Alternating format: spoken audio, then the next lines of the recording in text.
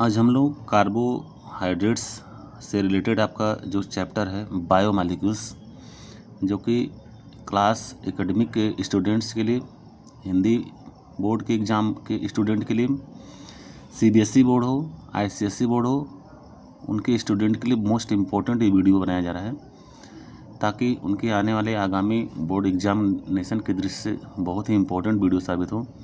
और जो बच्चे एक कॉम्पिटिटिव या कंपटीशन की तैयारी कर रहे हैं, आईआईटी, नीट और जेईई एडवांस, और इनके लिए तैयारी करने के लिए भी ये आपका वीडियो बहुत ही इंपॉर्टेंट साबित होगा।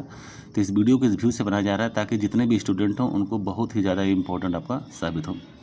सबसे पहले हम लोग वीडियो में स्टार्ट करते हैं। बायोमॉलिक्यूल्स में आपका एक कार्बोहाइड्रेट्स आपका टॉपिक दिया गया है। Biomolecules are essential complex molecules synthesized by living organism. These are classified as carbohydrates, आपके टॉपिक में carbohydrates, amino acids, proteins, enzymes, vitamins, nucleic acid etcetera. तो यहाँ पे बायोमॉलिक्यूल्स जो एसेंशियल कॉम्प्लेक्स मॉलिक्यूल्स हैं, जो कि लिविंग ऑर्गेनिज्म से आपका बनाया गया है, इसके अंतर्गत हम लोग कार्बोहाइड्रेट्स के बारे में सीखेंगे, अमीनो एसिड्स के बारे में सीखेंगे, प्रोटीन के स्ट्रक्चर के बारे में सीखेंगे, enzymes, vitamins and nucleic acids के बारे में हम लोग सीखेंगे। सबसे पहले हम लोग देखते हैं carbohydrates. What is carbohydrates? Very important है। तो कार्बोहाइड्रेट्स की ओल्ड डिफिनेशन और मॉडर्न डिफिनेशन दोनों ही बड़ी इंपॉर्टेंट है। ओल्ड डिफिनेशन में जैसे कार्बोहाइड्रेट्स के हम लोग मीन्स कार्बन के हाइड्रेट्स को हम लोग कार्बोहाइड्रेट्स कहते थे, और इसके फार्मूले को हम लोग क्या देते थे? कार्बोहाइड्रेट्स के फार्मूले को हम लोग लिखते थे CX। यहाँ पे हम लोग CX लिखते थे, CX रिप्रेजेंट करते थे, CX एंड यहाँ पे H2O Y। कार्बन का X और हाइड्रोजन या वाटर मॉलिक्यूल के Y मॉलिक्यूल का हम लोग इस तरह से रिप्रेजेंट करते थे ओल्ड डिफिनेशन में। और यहाँ पे X और Y की वैल्यू कुछ भी हो सकती थी, मीन्स यूनिट डिजिट यहाँ पे हो सकती है, या तो 1 भी हो सकता है, या तो 2 भी हो सकता है, 3 भी हो सकता है, 4 मतलब कुछ भी यहाँ पे हम लोग X और Y की वैल्यू पुट कर सकते हैं। और ऐसी सीरीज में जितने भी आपके कॉम्प्लेक्स फार्मूले जो जनरेट होंगे, जो फार्मूले आपके जनरेट होंगे, that are the carbohydrates. Carbon के हाइड्रेट्स को हम लोग कार्बोहाइड्रेट्स पहले बोलते थे। तो यहाँ पे कार्बन के नंबर को हम लोग X से रिप्रेजेंट करते हैं, और हाइड्रेट्स मीन्स वाटर को हम लोग Y से रिप्रेजेंट करते हैं। और यहाँ पे X और Y की वैल्यू X = 1 और Y = 1। X = 1 और Y = 1 पुट करने पे हमारा फार्मूला जो जनरेट होगा C/1 × H2O × 1, that is C/H2O। तो ये आपका फार्मूला क्या होगा? C/H2O, या इसको हम लोग लिख सकते हैं HCHO। और ये स्ट्रक्चर आपका बन गया फॉर्मल्डिहाइड का। यह स्ट्रक्चर आपका बन गया formaldehyde. This is your formaldehyde. Old definition में जो कार्बोहाइड्रेट्स को डिफाइन किया गया था, कार्बन के हाइड्रेट्स को हम लोग कहते हैं carbohydrates means CX × H2O Y। और यहाँ पे X और Y की वैल्यू यदि हम लोग पुट करते हैं, X = 1 और Y = 1, तो हमारा जो फार्मूला जनरेट होता है HCHO, जिसको हम लोग कहते हैं फॉर्मल्डिहाइड। सिमिलरली यदि X की वैल्यू 2 और Y की वैल्यू यदि 2 हम लोग पुट करते हैं, तो हमारा जो फार्मूला जनरेट होगा X = 2 and Y = 2, then formula will be C2 × H2O। यहाँ पे 2 हो जाएगा, मीन्स C2 और यहाँ पे हो जाएगा H4 और यहाँ पे हो जाएगा O2, C4H4, C2H4 और O2। और इस फार्मूले को हम लोग लिख सकते हैं CH3 COOH। ये आपका acetic acid, this is your acetic acid आपका वीक एसिड है, और after dissociation gives acetate ion CH3 and +H+N। कहने का मतलब है ये एसिटिक एसिड भी आपका कार्बोहाइड्रेट की डिफिनेशन में होगा। ओल्ड डिफिनेशन जो हमको प्रोवाइड कराई गई थी, इसके अकॉर्डिंग टू एसिटिक एसिड आपका जो CH3COOH है, ये भी आपका कार्बोहाइड्रेट्स होगा, जबकि एसिटिक एसिड आपका कार्बोहाइड्रेट्स नहीं है। और इस डिफिनेशन के अकॉर्डिंग हाइड्रोजन X की वैल्यू 1 और Y की वैल्यू 1 पुट करने पे जो फार्मूला हमारा जनरेट हुआ है, that is formaldehyde, this is also may be carbohydrates but formaldehyde is not a carbohydrates. तो यहाँ पे डिफिनीसन को थोड़ा सा चेंज किया गया। मीन्स ये जो फार्मूला आपका जो बना था CX into H2O means CX into H2O, CX into CX H2O के फार्मूला को हमको चेंज करना पड़ा। मतलब इनसे रिलेटेड जितने भी X और Y से रिलेटेड यदि हम वैल्यू पुट करने पे सारे मालिक्यूल्स आपके कार्बोहाइड्रेट जनरेट नहीं हो रहे थे। तो पहली चीज़ को हम लोग X इक्वल टू 1 रखा, Y इक्वल टू 1 रखा, तो हमारा फॉर्मल्डिहाइड फार्मूला मिला, जबकि ये कार्बोहाइड्रेट्स नहीं है, this is not your carbohydrates. और X की वैल्यू 2 और Y की वैल्यू 2 पुट करने पे हमको जो फार्मूला जनरेट हुआ है वो आपका एसिटिक एसिड है। This is also not a carbohydrates, ये भी आपका कार्बोहाइड्रेट नहीं है। मीन्स जो डिफिनीसन हमारी जो पुरानी परंपरा के अकॉर्डिंग दी गई थी कि जो कार्बोहाइड्रेट्स होते हैं CX इंटू H2O, ये फार्मूला आपका सही सूटेबल फिट नहीं होता है। और लेटेस्ट डिफिनीसन में हम लोग क्या करते हैं, डिफिनीसन में जो कार्बोहाइड्रेट्स की डिफिनीसन हम लोग देखते हैं, means polyhydroxy aldehyde and polyhydroxy ketone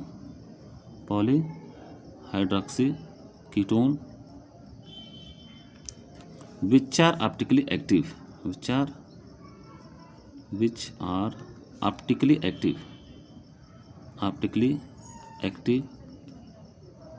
compounds are known as carbohydrates,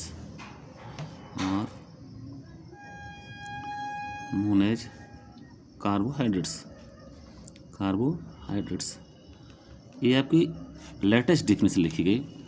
पॉलीहाइड्रॉक्सी aldehyde means poly means क्या होगा, बहुत से, जिसमें हाइड्रॉक्सिल ग्रुप को हम लोग कैसे रिप्रेजेंट करते हैं, OH group.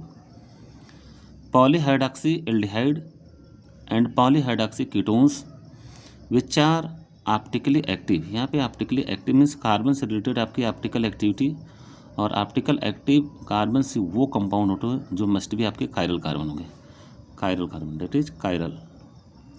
And chiral carbon means chiral carbon को हम लोग स्टार से रिप्रेजेंट करते हैं, C स्टार से। मीन्स जो कार्बन के चारों बॉन्डिंग हो वो आपके डिफरेंट ग्रुप से या डिफरेंट एटम से डायरेक्टली अटैच हो, ऐसे कार्बन को हम लोग कायरल कार्बन कहते हैं। जैसे आपका A हो गया, B हो गया, C हो गया और D हो गया। मीन्स यदि आपका सेंटर पे आपका कायरल का कार्बन है 1 2 3 एंड 4, यहाँ पे फ्लोरीन, क्लोरीन, यहाँ पे ब्रोमीन और यहाँ पे आयोडीन। मीन्स चारों आपके different group, fluorine, chlorine, bromine and iodine, ये चारों ग्रुप आपके डिफरेंट हो गए। That is this carbon must be your chiral carbon. और ये कार्बन आपकी ऑप्टिकल एक्टिविटी शो करेगा। ऑप्टिकल एक्टिविटी शो करने का मतलब क्या है कि प्लेन पोलराइज लाइट, जिसको हम लोग कहते हैं मोनोक्रोमेटिक लाइट, या इसको हम लोग कहते हैं वन डायरेक्शनल लाइट। इस वन डायरेक्शनल लाइट को किसी भी सैंपल से पास कराने के पश्चात यदि इस वन डायरेक्शनल लाइट या मोनोक्रोमेटिक लाइट या plane of the polarise light को रोटेट कर दे, ऐसे कंपाउंड को हम लोग कहते हैं ऑप्टिकल एक्टिव कंपाउंड्स। मीन्स इसके अंदर ये क्षमता जनरेट हो जाए कि ये plane of the polarise light को रोटेट कर सके, या तो dextro rotatory means clockwise rotation, इसको हम लोग दिखाते हैं D पॉजिटिव से, या तो laevo rotatory means anti clockwise direction, जिसको हम लोग दिखाते हैं L/- से। Dextro rotatory and laevo rotatory ऐसी क्षमता जिस कार्बन के अंदर आ जाए कि वो plane of the polarise light को या मोनोक्रोमेटिक लाइट को रोटेट करा दे, ऐसे कार्बन को हम लोग कायरल कार्बन, और ऐसे कंपाउंड को जिसके अंदर क्षमता होती है हम लोग ऑप्टिकली एक्टिव कंपाउंड कहते हैं। तो कार्बोहाइड्रेट की जो डिफिनीसन हमको जो मिली, polyhydroxy aldehydes and polyhydroxy ketones which are optically active compounds are known as the carbohydrates. तो कार्बोहाइड्रेट्स की जो डिफिनीसन मिली, तो हम लोग इसको इस तरह से भी बोल सकते हैं, या these are the optically active polyhydroxy aldehyde or ketone or compounds which produces units on the hydrolysis to known as the carbohydrates. These are also called the saccharides and classified according to their behavior towards hydrolysis। यहाँ पे carbohydrates को हम लोग different parts में divide कर सकते हैं, such as monosaccharide, oligosaccharide. यहाँ पे जो डिवीजन के जो टर्म्स हैं उसको हम लोग देख लेते हैं किस पार्ट में उसको हम लोग डिवाइड कर सकते हैं। तो सबसे पहले हम लोग देख रहे हैं जो आपके कार्बोहाइड्रेट्स होते हैं, कार्बोहाइड्रेट्स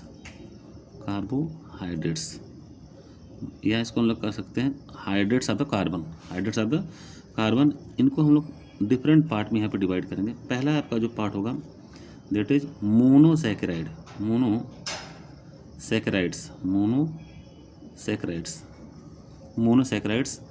सेकेंड पार्ट आपका हो जाएगा ओलिगोसैकेराइड, जिसको हम लोग कहते हैं ओलिगोसैकेराइड्स,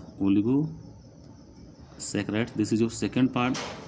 एंड थर्ड पार्ट में भी तो पॉलीसैकेराइड्स।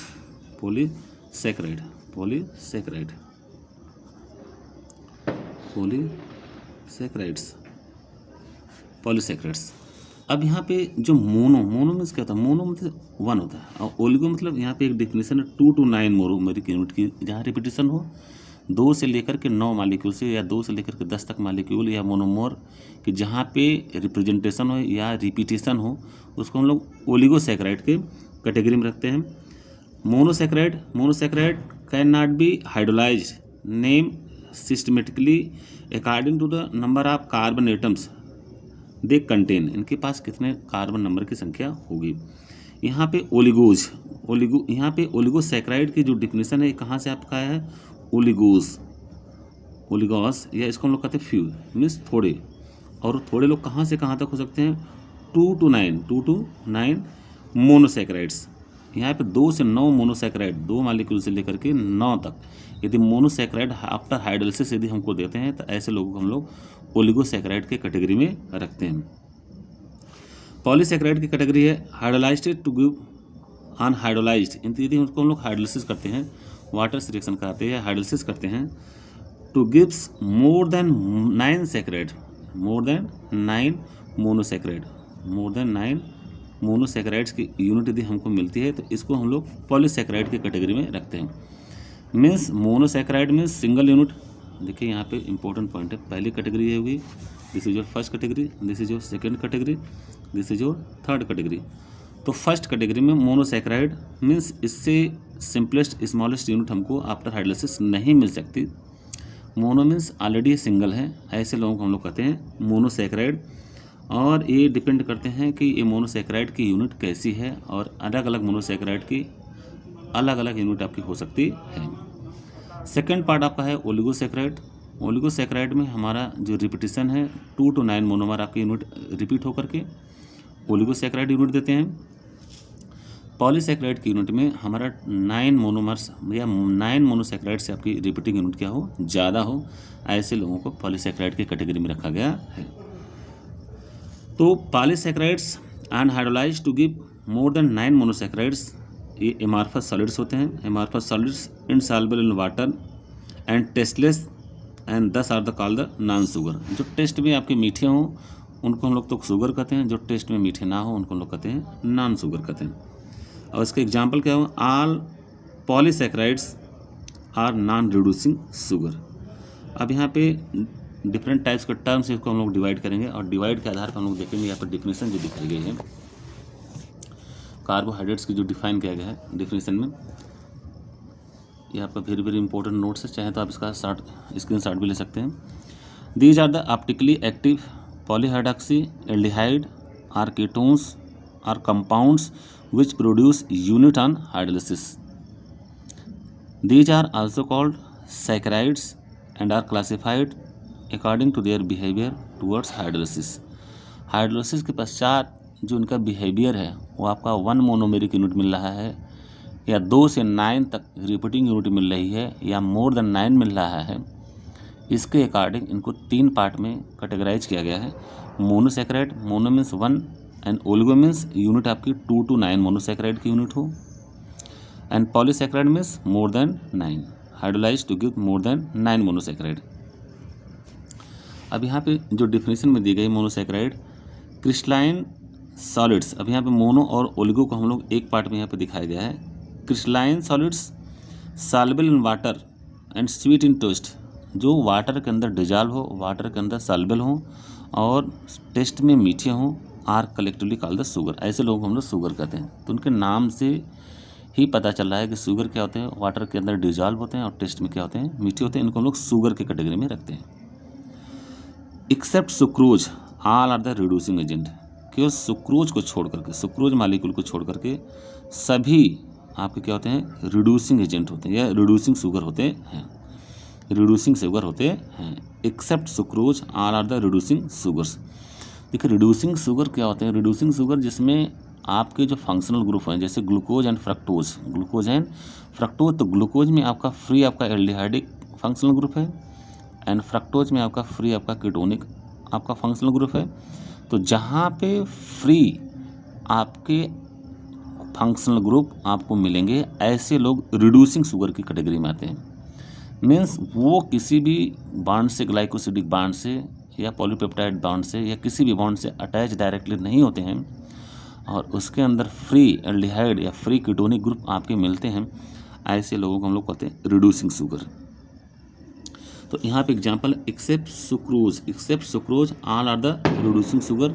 यहाँ पे सुक्रोज को छोड़ करके सभी जितने भी मोनोसैकेराइड होते हैं वो सब क्या होते हैं, रिड्यूसिंग शुगर होते हैं। Important point to be noted. Polysaccharides hydrolyse to give more than 9 monosaccharide. इनको हम लोग हाइड्रोलिसिस करते हैं तो मोर देन 9 मोनोसैकेराइड की यूनिट हमको मिलती है। Amorphous solids insoluble in water and tasteless and thus are the called the non sugar. इनको हम लोग कहते हैं जो आपके वाटर के अंदर इंसॉल्युबल हो, वाटर के अंदर डिजॉल्व ना हो, सॉल्युबल ना हो और टेस्ट में मीठे ना हो, इनको हम लोग कहते हैं नॉन शुगर। तो शुगर जो वाटर के अंदर डिजॉल्व हो, सॉल्युबल हो और टेस्ट में आपके स्वीट हो, उनको तो हम शुगर कहते हैं। जो वाटर के अंदर डिजॉल्व ना हो और टेस्ट में भी मीठे ना हो, इनको हम लोग कहते हैं non sugar. All polysaccharides are non reducing sugar. Important, very very important, ये आपके क्वेश्चन कई बार पूछे जा चुके हैं। All polysaccharides are non reducing sugar, क्योंकि जितने भी पॉलीसैकेराइड होंगे वो या तो ओलिगोसैकेराइड के मोनोमेरिक यूनिट से या तो पॉलीसैकेराइड के मोनोमेरिक यूनिट से, एक मोनोमर दूसरे मोनोमर से यदि आपको ऐड होता है तो किसी न किसी बॉन्ड से डायरेक्टली अटैच हो जाता है। जब किसी न किसी बॉन्ड से डायरेक्टली अटैच होगा तो उस समय आपका फ्री एल्डिहाइड या फ्री कीटोनिक ग्रुप नहीं मिलेंगे। तो जहाँ पे फ्री एल्डिहाइड और फ्री कीटोनिक ग्रुप नहीं मिलते हैं ऐसे लोगों को नॉन रिड्यूसिंग शुगर कहते हैं। Important point, very very important point यहाँ पे, non reducing sugar and reducing sugar. तो रिड्यूसिंग शुगर वे होते हैं जो आपके फंक्शनल ग्रुप एल्डिहाइड या कीटोनिक ग्रुप आपको फ्री मिलते हैं, वो रिड्यूसिंग शुगर होते हैं। और जहाँ पे आपके फ्री एल्डिहाइड और फ्री कीटोनिक ग्रुप नहीं होते हैं, वो किसी न किसी बॉन्ड से डायरेक्टली लिंक होते हैं, ऐसे लोगों को हम लोग नॉन रिड्यूसिंग शुगर की कैटेगरी में रखते हैं। इंपॉर्टेंट पॉइंट यहाँ पे दिया गया मोनोसैकेराइड। मोनोसैकेराइड की हम लोग क्या क्या डिफिनेशन है।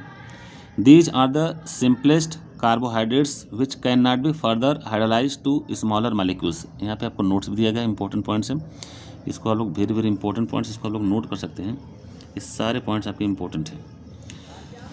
These are the simplest carbohydrates which cannot be further hydrolyzed to smaller molecules। इनको पुनः जो हाइड्रोलाइज करके पानी के अंदर डिजॉल्व करके और छोटे यूनिट से हम लोग तोड़ नहीं सकते हैं। जैसे आपका ब्रिक्स है, जो ईंट है, तमाम ईंटों को मिला करके हम लोग दीवार बनाते हैं और तमाम दीवारों के बनने से हमारा मकान या भवन का निर्माण होता है। तो उस कैटेगरी में हम लोग उसको डिवाइड कर सकते हैं। Important point to be noted please. Monosaccharide को हम लोग एक ब्रिक्स मान सकते हैं, ओलिगोसैकेराइड को एक दीवार मान सकते हैं जिसमें 2 से 9 मोनोमर की यूनिट की रिपीटिंग यूनिट होती है। और oligosaccharide means more than 9, means भवन का निर्माण हो गया, मकान का निर्माण। तो इसको यदि हम लोग ईंट मानते हैं, इसको दीवार मानते हैं, उसको मकान मानते हैं, तो इस कैटेगरी को हम लोग आसानी से समझ सकते हैं। यहाँ पे मोनोसैकेराइड की डिफिनेशन दी गई है। These are the simplest carbohydrates which can not be further hydrolyse to smaller molecules. इनको पुनः स्मॉलर मालिक्यूल में हम लोग ब्रेक नहीं कर सकते, इससे छोटा नहीं हो सकता। सेकेंड कह रहा है these are the polyhydroxy compounds containing either an aldehydic group. Aldehydic group free मिलता है तो इसको हम लोग कहते हैं aldose. Being monovalent present at the end of the chain. तो एल्डिहाइड हमेशा जो होता है, जो एल्डिहाइड फंक्शनल ग्रुप होता है जिसको हम लोग CHO ग्रुप कहते हैं, ये हमेशा फ्री रहता है, ये हमेशा फ्री रहता है, मीन्स CHO। तो इस चेन में हमेशा टर्मिनल पोजीशन पे इसको रखते हैं। टर्मिनल पोजीशन मीन्स या तो एबव द, बिल्कुल चेन के ऊपर रखेंगे या तो चेन के नीचे रखेंगे। तो हमेशा जो एल्डिहाइडिक ग्रुप होता है ये हमेशा टर्मिनल पोजीशन पर रहता है। तो आपका जो ग्लूकोज मालिक्यूल है जिसको हम लोग कहते हैं ग्लूकोज, और इसका फार्मूला C6H12O6 C6H12O6 होता है, इसमें फ्री एल्डिहाइडिक फंक्शनल ग्रुप आपके पाए जाते हैं। Important point to be noted, free aldehyde functional group, इसलिए क्या हो गए, रिड्यूसिंग शुगर है। ये क्या है, रिड्यूसिंग शुगर, इनका रिडक्शन हो सकता है, इनके लिंकेज हो सकते हैं, साइक्लिक मेंबर बन सकता है। ऐसे लोगों को हम लोग रिड्यूसिंग शुगर की कैटेगरी में रखते हैं।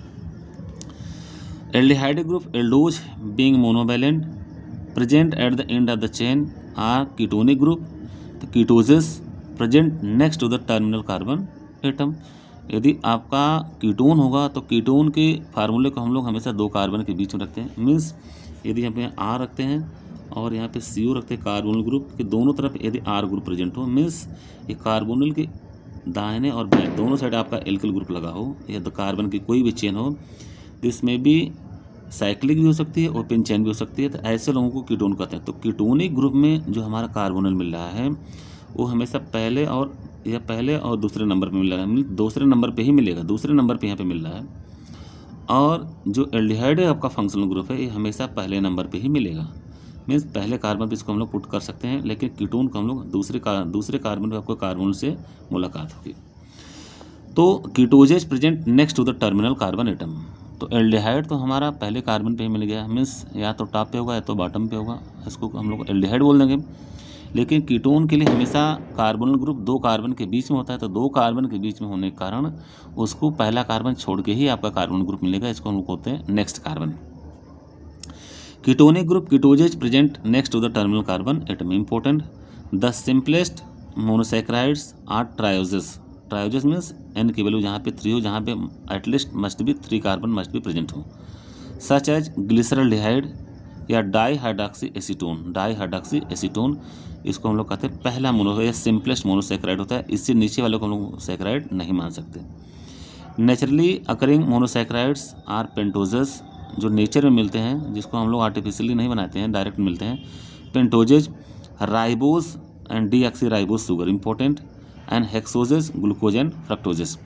मीन्स 5 मेंबर्स से रिलेटेड आपके जो मोनोसैकेराइड हैं वो आपके राइबोज और डीऑक्सीराइबोज इंपॉर्टेंट, एग्जाम में कई बार पूछे गए हैं। 5 मेंबर्ड कंपाउंड को हम लोग कहते हैं ribose and deoxyribose. And hexoses means जिसमें कार्बन की संख्या आपकी 6 हो, इसके कैटेगरी में आपके आ गए glucose and fructose, glucose and fructose. अब हम लोग ग्लूकोज मालिक्यूल का स्ट्रक्चर का यहाँ पे स्टडी करते हैं। ग्लूकोज जिसका केमिकल फार्मूला आपका है C6H12O6, C6H12O6 जिसको हम लोग कहते हैं ग्लूकोज। और ग्लूकोज के फार्मूले में हम लोग फ्री एल्डिहाइड ग्रुप लेते हैं। फ्री एल्डिहाइड ग्रुप यदि है तो हमेशा वो टर्मिनल पे होगी, मीन्स या तो एबव पे या तो बिलो कार्बन हम लोग इसको रिप्रेजेंट कर सकते हैं। तो it is an aldohexoses, important point, glucose it is an aldohexoses. Reducing sugar इसलिए रिड्यूसिंग शुगर है क्योंकि इसमें फ्री एल्डिहाइड ग्रुप है। That occurs freely as well as in the combined state in the nature, ये nature के अंदर या तो फ्री फार्म में होंगे या तो कंबाइंड फार्म में होंगे। It is prepared by the hydrolysis of the either sucroses, या तो सुक्रोज को हम लोग हाइड्रोलिसिस करते हैं तो हमारा ग्लूकोज और फ्रक्टोज 2 मालिक्यूल आपके बाहर निकलते हैं। सुक्रोजेज, स्टार्च और लैक्टोजेज, इनसे भी हम लोग ग्लूकोज मालिक्यूल को पा सकते हैं। इंपॉर्टेंट पॉइंट नेक्स्ट हम लोग देखते हैं नेक्स्ट टॉपिक में। Important point, it is white crystalline solid. Glucose आप लोग सभी लोग देखे होंगे ग्लूकोज मालिक्यूल को, है ना।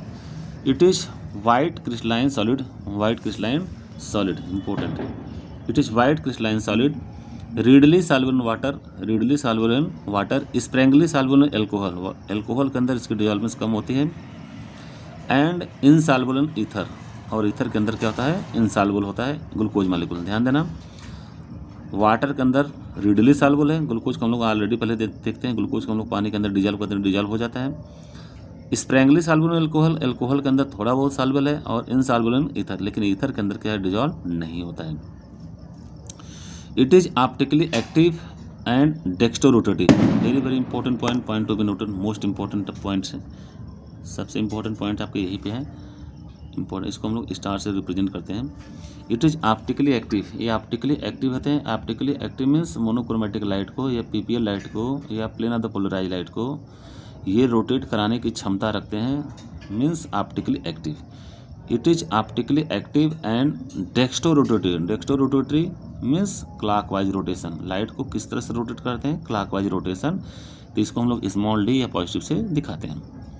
हैंस नेम्ड एज डेक्सट्रोज, इसलिए इसको हम लोग कहते हैं डेक्सट्रोज, क्योंकि डेक्सट्रोज रोटेट कराता है इसलिए कहते हैं dextrose. And belonging to D series, यहाँ पे डी सीरीज किया गया। तो यहाँ पे दो टर्म है, capital D, small D, capital L and small L. ये आपको कॉन्सेप्ट क्लियर कर देना चाहते हैं हम लोग। जो capital D and capital L, small D and small L.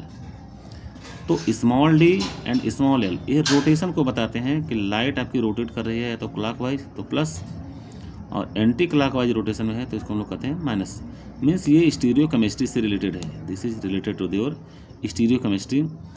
ये ऑप्टिकल या कायरल कार्बन मोनोक्रोमेटिक लाइट को आपकी डेक्स्टो रोटेटरी घुमाता है या लीबो रोटेटरी। यदि डेक्स्टो रोटेटरी आपका रोटेट कराता है तो इसको हम लोग कहते हैं डी, या इसको पॉजिटिव फार्म से,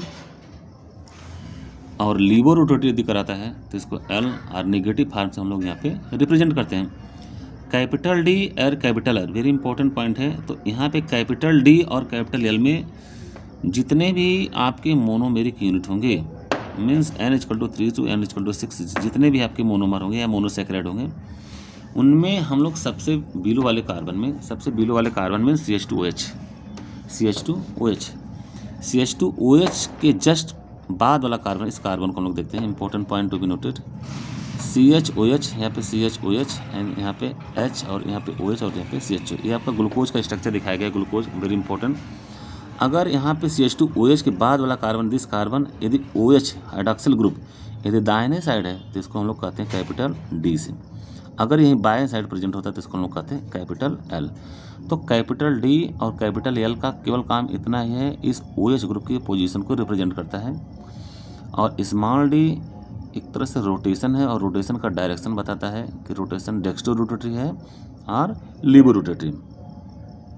तो डेक्स्टो रोटेटरी मीन्स रोटेशन आपका क्लॉकवाइज होगा, और लीबो रोटेटरी मीन्स रोटेशन आपका एंटी क्लॉकवाइज होगा। तो ये ग्लूकोज के स्ट्रक्चर में मीन्स CHO ग्रुप है, और यहाँ पे CHOH है, यहाँ पे CHOH है, यहाँ पे CH&OH है, यहाँ पे CH&OH है, और यहाँ पे CH2OH है। इसके स्ट्रक्चर को बनाते समय सबसे पहले हमको ध्यान रखना है कि कैसे हम लोग इसको बनाएंगे। तो थोड़ा सा डिटेल वीडियो में हम लोग देखते हैं ग्लूकोज के स्ट्रक्चर को भी।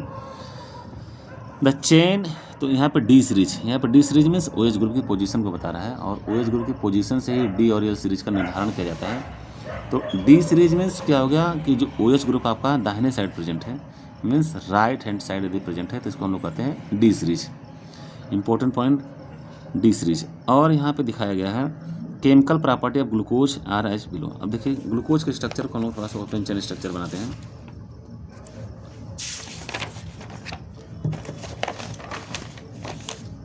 मीन्स केमिकल फार्मूला आपका हो जाएगा C6H12 और O6। सबसे पहले इस स्ट्रक्चर को बनाते समय आप ध्यान रखेंगे कि इसमें टोटल कार्बन आपके 6 हैं, और अभी तक डेफिनेशन में हम लोगों ने देखा कि पॉलीहाइड्रॉक्सी एल्डिहाइड और पॉलीहाइड्रॉक्सी कीटोन, पॉलीहाइड्रॉक्सी एल्डिहाइड और polyhydroxy ketone which are optically active substance are known as carbohydrates.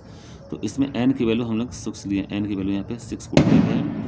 और इसमें कार्बोहाइड्रेट्स की डिफिनीशन में ऑप्टिकल एक्टिविटी जो वर्ड है वेरी इंपॉर्टेंट वर्ड है, मीन्स आपका मॉलिक्यूल मस्ट भी ऑप्टिकल एक्टिव होना चाहिए, और ऑप्टिकल एक्टिविटी के लिए कायरल कार्बन मस्ट भी आपके प्रेजेंट होना चाहिए। यदि कायरलिटी नहीं है, कायरल कार्बन नहीं प्रेजेंट है, तो ऑप्टिकल एक्टिविटी आपकी नहीं होगी। तो यहाँ पे C6H12 और O6 रिप्रेजेंट किया गया है। तो सबसे पहले हम लोग देखेंगे ये आपका एल्डो हेक्सोजेज है, मीन्स CHO ग्रुप आपका यहाँ पे क्या है, फ्री है, CHO। स्ट्रक्चर बनाने का सबसे बेस्ट तरीका आपको बताया जा रहा है। यहाँ पर CHO ग्रुप है, टोटल कार्बन इसमें 6 है, मीन्स पहला कार्बन तो ये हो गया, दूसरे कार्बन को हम लोग ऐड कर दूसरा हो गया, इसी तरह से हम लोग तीसरे को भी ऐड कर देते हैं, इसी तरह से चौथे को भी ऐड कर देते हैं, और यहाँ पे पाँचवें को ले लेते हैं, और यहाँ पे हम लोग छठवें कार्बन को ले लेते हैं C। तो जो छठवां कार्बन होगा जो टर्मिनल पे होगा इसको हम लोग लिखते हैं CH2OH, CH2OH। ये आपका सबसे लास्ट कार्बन CH2OH। और यहाँ पे सबसे टॉप पे हम लोग लिखिए एल्डिहाइड मीन्स CHO ग्रुप। अब यहाँ पे कार्बन के जितने बॉन्ड हैं 1 2 1 2 सब लोग तो कार्बन की वैलेंसी हमको 4 पूरी करनी है, तो मीन्स एक बॉन्ड यहाँ पे बनेगा, एक बॉन्ड यहाँ पे बनेगा। यही काम सब में कराना है, मीन्स इसमें भी वही काम करेंगे, बॉन्ड बनाएंगे और यहाँ पर भी हम लोग बॉन्डिंग दिखाएंगे और यहाँ पर भी हम लोग बॉन्डिंग दिखाएंगे। तो इस तरह से एक ग्लूकोज के स्ट्रक्चर बनाने का एक आपको तरीका दिखाया गया है। C6H12O6 जिसका केमिकल फार्मूला है, और C6H12O6 केमिकल फार्मूले में आपके N की वैल्यू यदि हम लोग 6 पुट करते हैं तो CHO और CH2OH ग्रुप ये टॉप पे होगा और ये बॉटम पे होगा। तो टॉप पे आपका CHO ग्रुप होगा और बॉटम पे आपका CH2OH ग्रुप होगा। तो इस तरह से carbon number 1, carbon number 2, carbon number 3, carbon number 4, carbon number 5 and carbon number 6, यहाँ पे टोटल कार्बन का रिप्रेजेंटेशन किया गया है। अब हमको पोजीशन क्या दिखाना है, OH ग्रुप की और H की, H और OH ग्रुप की पोजीशन दिखाना है। तो जहाँ पे H लिखेंगे उसके अपोजिट में आपका OH होगा और जहाँ पे OH लिखेंगे उसके जस्ट रिवर्स में आपका H होगा। तो इस तरह से सारे मॉलिक्यूल्स के स्ट्रक्चर में हमको यही पुट करना है। एक तरफ H लिखेंगे, दूसरी तरफ OH लिखेंगे, एक तरफ OH लिखेंगे तो उसके अपोजिट में हम लोग H लिखेंगे और यहाँ पे 1 2 3 4 सीरीज में आपको वही करना है। इंपॉर्टेंट पॉइंट, एक ग्लूकोज मॉलिक्यूल का हम लोग स्ट्रक्चर बना रहे हैं। ग्लूकोज का जिसका केमिकल फार्मूला आपका C6H12O6 है। C6H12O6 में N की वैल्यू 6 हम लोग पुट किए हैं, N की वैल्यू 6 पुट किए हैं और स्ट्रक्चर आपका जो फार्मूला है एक ग्लूकोज का हम लोग बनाने जा रहे हैं। और यहाँ पे जो बॉन्डिंग है 1 2 3 4 इसको हम लोग दिखाएंगे। तो सबसे पहले हम लोग पुट करते हैं यहाँ पे OH ग्रुप, चूँकि D सीरीज से आपका रिलेटेड है तो यहाँ पे OH लिखेंगे। पुनः इसके नेक्स्ट वाले कार्बन पे भी यहाँ पे हम लोग OH रखेंगे और पुनः उसके बाद हम लोग H रखेंगे और यहाँ पे पुनः OH रखेंगे। Important point, very very important point, यहाँ पे आपको ध्यान देने की बात है। यहाँ पे CHO ग्रुप आपका बिल्कुल फ्री है, फर्स्ट कार्बन पे इसको रखा गया है। या इसके नंबरिंग में हम लोग इसको दिखाते हैं, नंबर 1 इसको हम लोग कहेंगे, number 2 this is your number 3, this is your number 4 और इसको हम लोग कहेंगे नंबर 5 और इसको हम लोग लिखते हैं नंबर 6। ये हमने नंबरिंग किया, नंबरिंग से आपकी पूरे मैटर का पोजीशन आपको पूरा मालूम होगा और क्लियर होगा। तो CHO और यहाँ पे CH2OH ग्रुप ये आपके टॉप और बॉटम पे दिखाए गए हैं, बाकी OH, H, OH और H आपको दिखाए गए हैं। तो CHO ग्रुप ये कार्बन आपका कायरल तो हो नहीं सकता, क्योंकि कायरल कार्बन होने के कारण क्या है, उसके लिए टर्म एंड कंडीशन क्या है, कार्बन जो है चारों बॉन्ड सिंगल बॉन्ड बनाए और चारों ग्रुप आपके डिफरेंट ग्रुप से अटैच हो, ऐसे कार्बन को ही हम लोग कायरल कार्बन कहते हैं। मीन्स ये कार्बन आपका कायरल नहीं है। दूसरे कार्बन को हम लोग देखते हैं। अब देखिए यहाँ पे स्ट्रक्चर बनाते समय यदि हम लोग एक तरफ OH लिखें तो दूसरी तरफ H लिखेंगे, यहाँ पे OH लिखे हैं तो यहाँ पे हम लोग H लिखेंगे, यहाँ पे H है तो यहाँ पे हम लोग HO लिखेंगे और यहाँ पे OH है तो यहाँ पे H रिप्रेजेंट करेंगे। तो इस तरह से एक ग्लूकोज मालिक्यूल का स्ट्रक्चर बन गया। ग्लूकोज मालिक्यूल के स्ट्रक्चर में कायरल कार्बन आपका टॉप वाला भी नहीं होगा, कायरल कार्बन आपका बॉटम वाला भी नहीं होगा। मीन्स आपके ये सेकंड नंबर वाला कार्बन जो है आपका कायरल होगा, क्योंकि इसमें हाइड्रोजन और OH आपके डिफरेंट है, हाइड्रोजन और OH ग्रुप डिफरेंट है। देखिए ये OH ग्रुप आपका डिफरेंट है और यहाँ पे हाइड्रोजन डिफरेंट है, 2 ग्रुप हो गए। और इस कार्बन के लिए ये पूरा फंक्शनल ग्रुप आपका जो तीसरे नंबर का है इसको हम लोग कहते हैं, ये तीसरा नंबर हो गया। और इस कार्बन के लिए ये यहाँ से लेकर के पूरा ये मालिक्यूल आपका क्या हो जाएगा, चौथा कार्बन हो जाएगा।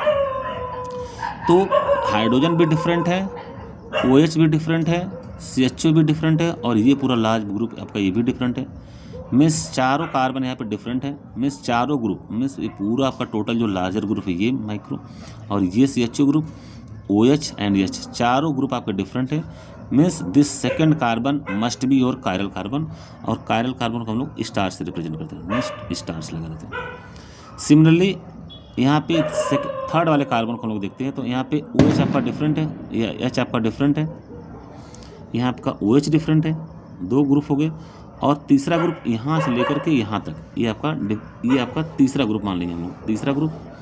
और चौथा ग्रुप के लिए हम लोग क्या करेंगे, पूरा नीचे का मॉलिक्यूल हम लोग लेंगे यहाँ से लेकर के यहाँ तक, ये आपका चौथा ग्रुप हो गया। Means this carbon is also your chiral carbon, ये कार्बन भी आपका कायरल कार्बन है। मीन्स ये भी आपका ऑप्टिकल एक्टिविटी शो करेगा। चौथे कार्बन हम लोग देखते हैं, ये भी आपका 4 डिफरेंट ग्रुप को अटैच करता है, means this carbon is also a chiral carbon. और यहाँ पे हम लोग जो 5वां नंबर का कार्बन है, इस कार्बन को हम लोग देखते हैं, तो 5वें नंबर के कार्बन में भी आपका 4 डिफरेंट ग्रुप है, means this carbon also must be your chiral carbon. और कायरल कार्बन को हम लोग स्टार से रिप्रेजेंट करते हैं। तो इस तरह से हम लोगों ने देखा कि ग्लूकोज मालिक्यूल में आपके टोटल 1 2 3 एंड 4 कायरल कार्बन आपके यहाँ पे प्रेजेंट है। मीन्स टोटल आपके कायरल कार्बन की संख्या कुल कितनी है? 4। Means chiral carbon equal to 4 important. और आपकी ये डी सीरीज का है, मीन्स इस OH ग्रुप की पोजीशन से आपको पता चलता है कि कैपिटल डी सीरीज का ये एलिमेंट है। तो आपको पहले ही बताया जा चुका है कि capital D, capital L, small D और स्मॉल एल ये रोटेशन को बताते हैं। मीन्स डेक्स्ट्रो रोटेटरी है, क्लॉक वाइज है तो डी पॉजिटिव, लीबो रोटेटरी है, एंटी क्लॉक वाइज है, मीन्स एल नेगेटिव। और डी सीरीज का एलिमेंट मीन्स आपके OH ग्रुप आपके दाहिने साइड है, एल सीरीज का एलिमेंट मीन्स OH ग्रुप आपके बाएं साइड है। तो इस तरह से ये रिप्रेजेंटेशन में ग्लूकोज मॉलिक्यूल का स्ट्रक्चर बनाया गया है। टोटल कायरल कार्बन की संख्या यहाँ पे टोटल आपके 4 है, और टोटल कायरल कार्बन की संख्या 4 है, तो टोटल नंबर आप यहाँ पे आइसोमर पूछा जाता है। टोटल नंबर आप isomer means chemical formula same हो, structural and stereo arrangement different हो, ऐसे लोगों को हम लोग बोलते हैं आइसोमर। तो टोटल आइसोमर आपके कितने हो जाएंगे? 2 की पावर n, दैट इज 2 की power 4, that is 2 into 2 into 2 into 2, means 2 2 जा 4, 4 2 जा 8, 8 2 जा 16, मीन्स टोटल आपके 16 आइसोमर आपके बनेंगे। टोटल आपके 16 आइसोमर बनेंगे।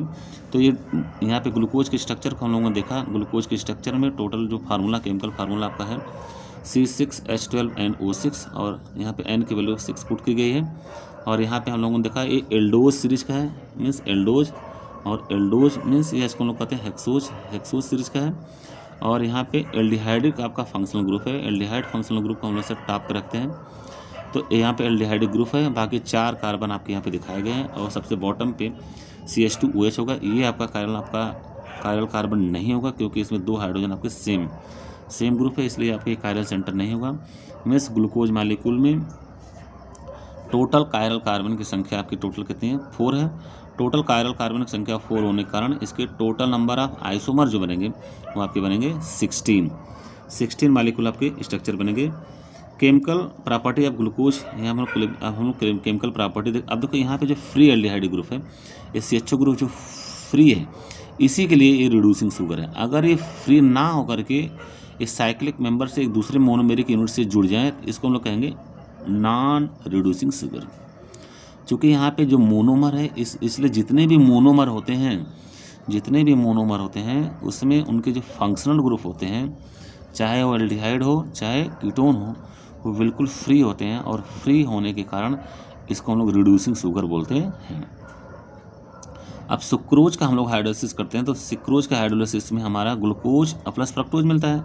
तो ग्लूकोज कहीं ना कहीं तो फ्रक्टोज से ऐड होगा, तो इस ऑक्सीजन से यदि हम लोग ऐड करा देते तो आपका फ्री ऑक्सीजन नहीं रह पाता है, यहाँ पर डबल बॉन्डेड ऑक्सीजन नहीं मिलता है, इसलिए नॉन रिड्यूसिंग शुगर की कैटेगरी में आता है।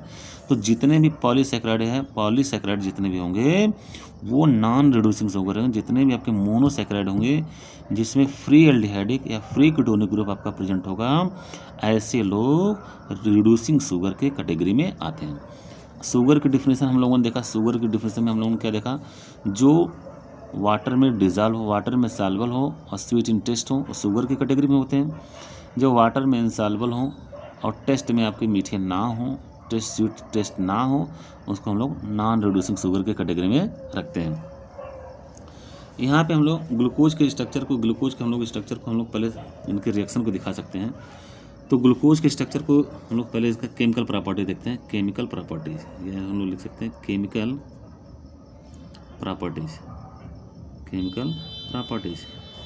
प्रॉपर्टी में सबसे पहले हम लोग देखेंगे जो ग्लूकोज होता है, जिसका फार्मूला होता है C6H12 एंड O6। ये आपका ग्लूकोज है। इस ग्लूकोज को हम लोग यदि रिडक्शन कराते हैं, क्या कराते हैं? रिडक्शन हम लोग कराते हैं, तो रिड्यूसिंग एजेंट हम लोग क्या यूज करेंगे? NaBH4 या इसको बोलते हैं सोडियम बोरोहाइड्रेट, सोडियम बोरोहाइड्रेट, या लोग दूसरा रिएजेंट हम लोग NaHG और वाटर भी ले सकते हैं, ये भी आपका रिड्यूसिंग एजेंट है। तो NaBH4 एंड NaHG H2O से जब इसका हम लोग रिएक्शन कराएंगे तो हमारा क्या बन जाएगा, सॉर्बिटॉल बनता है। क्या बनता है, सॉर्बिटॉल। इंपॉर्टेंट, कई बार आपके एग्जाम में पूछा जा सकता है, इसको हम लोग कहते हैं सॉर्बिटॉल। और सॉर्बिटॉल के स्ट्रक्चर को हम लोग क्या करते हैं, मीन्स जो CHO ग्रुप है आपका जो फ्री था, जो CHO ग्रुप आपका जो फ्री था, ये भी आपका CH2OH ग्रुप में कन्वर्ट हो जाएगा। और आपका बॉटम वाला तो CH2OH है ही, बाकी चारों कार्बन के ऊपर कोई इफेक्ट पड़ने वाला नहीं है।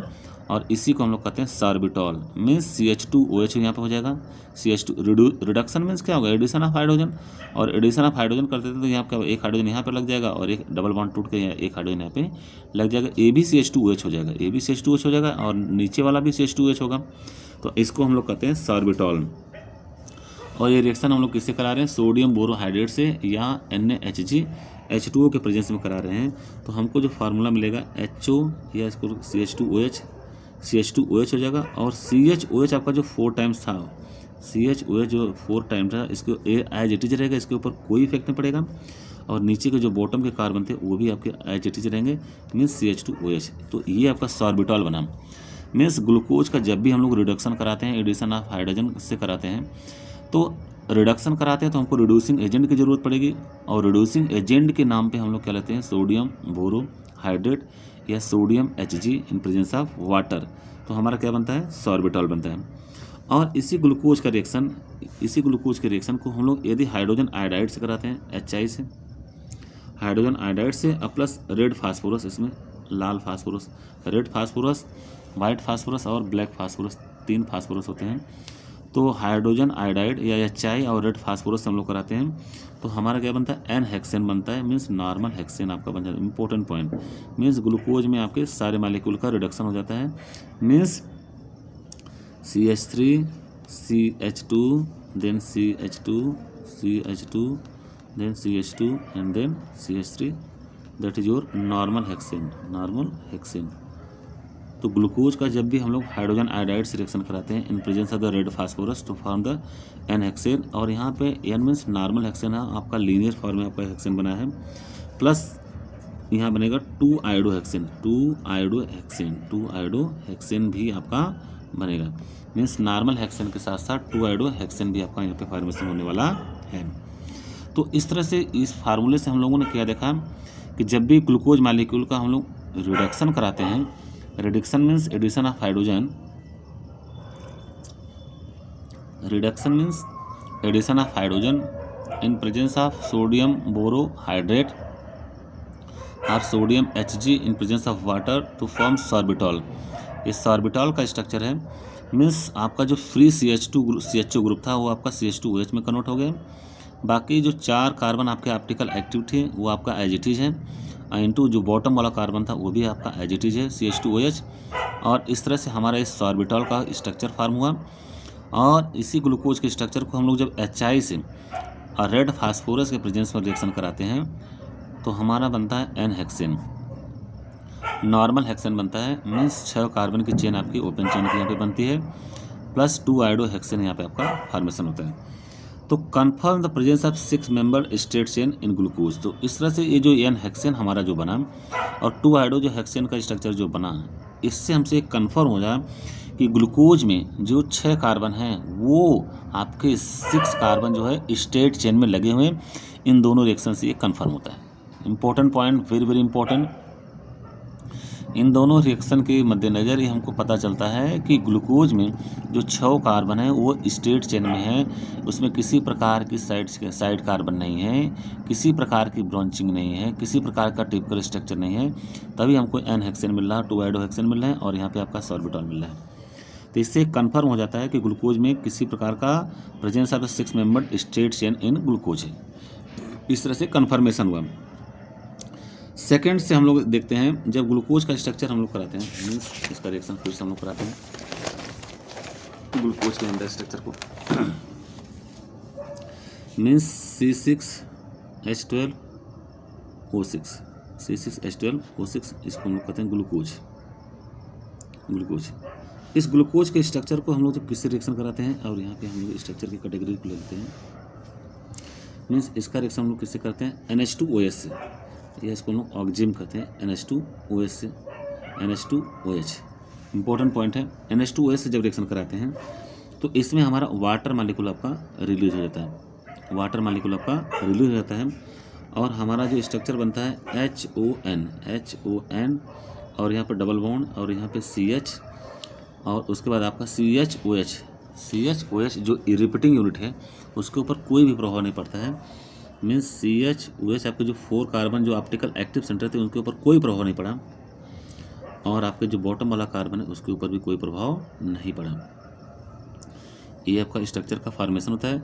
मीन्स जो CHO ग्रुप आपका फ्री था, CHO में से एक ऑक्सीजन और यहाँ पे OH आपका रिलीज, वाटर मालिक्यूल यहाँ से रिलीज हुआ, और हमारा बड़ा HON डबल बॉन्ड CH और CHOH यहाँ पे 4 यूनिट होगी। जो ऑप्टिकल एक्टिव कार्बन थे वो एज इट इज़ हैं, और जो 6 कार्बन था CH2OH वो आपका भी एज इट इज़ है। इसको हम लोग कहते हैं glucose oxime, most important reaction है, इसको हम लोग कहते हैं glucose oxime, glucose oxime, glucose oxime. तो ऑक्जिम से रिएक्शन करने के पश्चात हमारा जो प्रोडक्ट बनता है ग्लूकोज ऑक्जिम बनता है। इसी ग्लूकोज का रिएक्शन यदि हम लोग HCN से कराएं, मीन्स हाइड्रोजन साइनाइड से HCN से कराते हैं, तो HCN से कराने के पश्चात क्या होता है, जो हमारा जो CHO ग्रुप है, जो आपका फ्री है CHO ग्रुप, यहाँ पे HO लग जाएगा CH के साथ, और यहाँ पे हो जाएगा NC मीन्स CN NC, और आपके जो 4 कार्बन थे CHOH ये आपके एज इट इज रहेंगे, इनके ऊपर कोई प्रभाव नहीं पड़ेगा, और जो 6वां वाला कार्बन है CH2OH इसके ऊपर भी कोई प्रभाव पड़ने वाला नहीं है। इसको हम लोग कहते हैं ग्लूकोज साइनोहाइड्रिन, जिसको हम लोग कहते हैं ग्लूकोज साइनोहाइड्रिन, ग्लूकोज साइनोहाइड्रिन। तो इस तरह से हमको पता चलता है ये रिएक्शन जो NH2OH ऑक्जिम से रिएक्शन से पश्चात और HCN से रिएक्शन पश्चात, तो हम लोग देख रहे हैं जो नीचे के जो 5 कार्बन है CHOH से लेकर CH2OH तक, इनके ऊपर कोई प्रभाव नहीं पड़ रहा है। मीन्स CHOH आपका 4 CH2OH, CHOH 4 एंड CH2OH, इनके ऊपर कोई इफेक्ट नहीं पड़ रहा है, और जो फ्री आपका एल्डिहाइडिक फंक्शनल ग्रुप है उसी से रिएक्शन हो रहा है। तो confirm the presence of CHO group, इन दोनों रिएक्शन से क्या होता है, कन्फर्म्स द प्रेजेंस ऑफ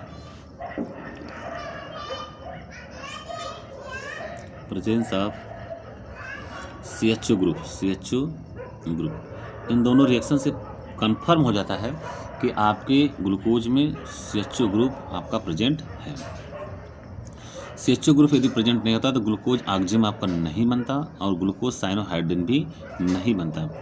ये दोनों इंपॉर्टेंट रिएक्शन ये प्रूव करते हैं कि ग्लूकोज मॉलिक्यूल के अंदर आपका CHO ग्रुप प्रेजेंट है। सिमिलरली इसका रिएक्शन हम लोग और कराते हैं, सेकंड रिएक्शन हम लोग कराते हैं। इसके लिए ले लेते हैं हम लोग C6H5NH और NH2, इसको हम लोग लेते हैं एक्सेस में लेते हैं, इसको हम लोग लेते हैं एक्सेस में और ज़्यादा लेते हैं, तो इसमें भी आपका वाटर मालिक्यूल रिलीज होगा, H2 आपका रिलीज हो जाएगा, और हमारा जो प्रोडक्ट जो बनेगा CH यहाँ पे हो जाएगा, यहाँ पे C डबल बॉन्ड और यहाँ पे N, देन NH, और यहाँ पे हो जाएगा C6H5, और यहाँ पे देखिए CHOH थ्राइस और CH2OH, और यहाँ पे जो CH है यहाँ पे भी आपका लगेगा डबल बॉन्ड N, और यहाँ पे NH, और यहाँ पे C6H5। इसको कहते हैं glucosazone. This is your glucosazone structure, very very important, कई बार आपके एग्जाम में पूछा जा चुका है। Glucosazone, this is your glucosazone. तो इन सारे स्ट्रक्चर से प्रूफ होता है कि ग्लूकोज मॉलिक्यूल के अंदर फ्री आपका एल्डिहाइडिक फंक्शनल ग्रुप प्रेजेंट है। सेकेंड हम लोग रिएक्शन कराते हैं। अब हम लोग अगला रिएक्शन कराते हैं ग्लूकोज का ऑक्सीडेशन।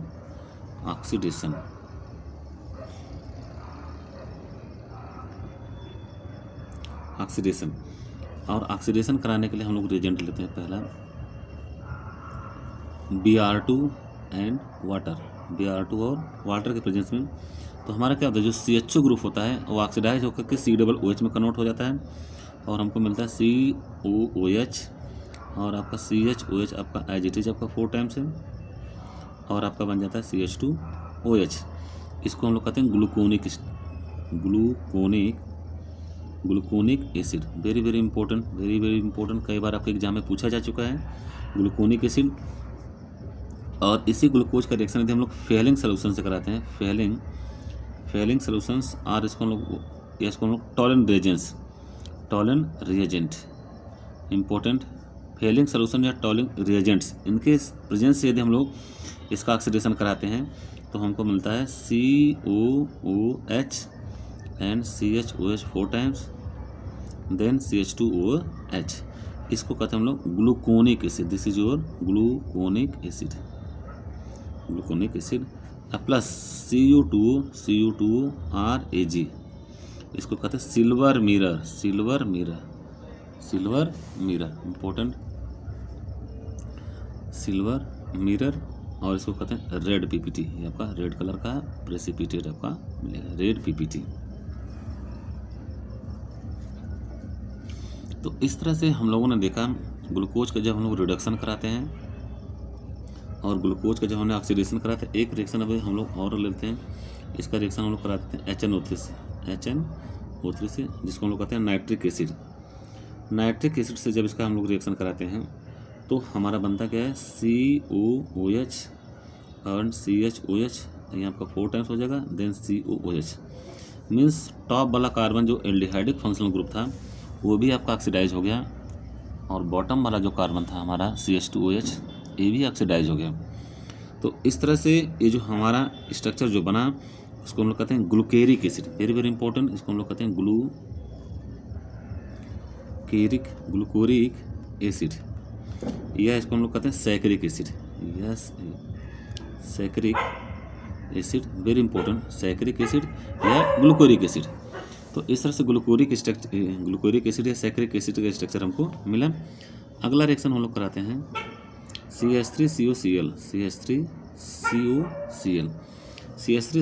से रिएक्शन कराते हैं तो हमारा क्या बनता है, CHO ग्रुप आपका एज इट इज रहता है, CHO ग्रुप के ऊपर कोई प्रभाव नहीं पड़ता है और यहाँ पे जो 4 आपके ऑप्टिकल एक्टिव सेंटर थे उनके ऊपर प्रभाव पड़ता है और बनते CHO और यहाँ पे CH3 आपके 4 टाइम्स, देन CH2O CH3।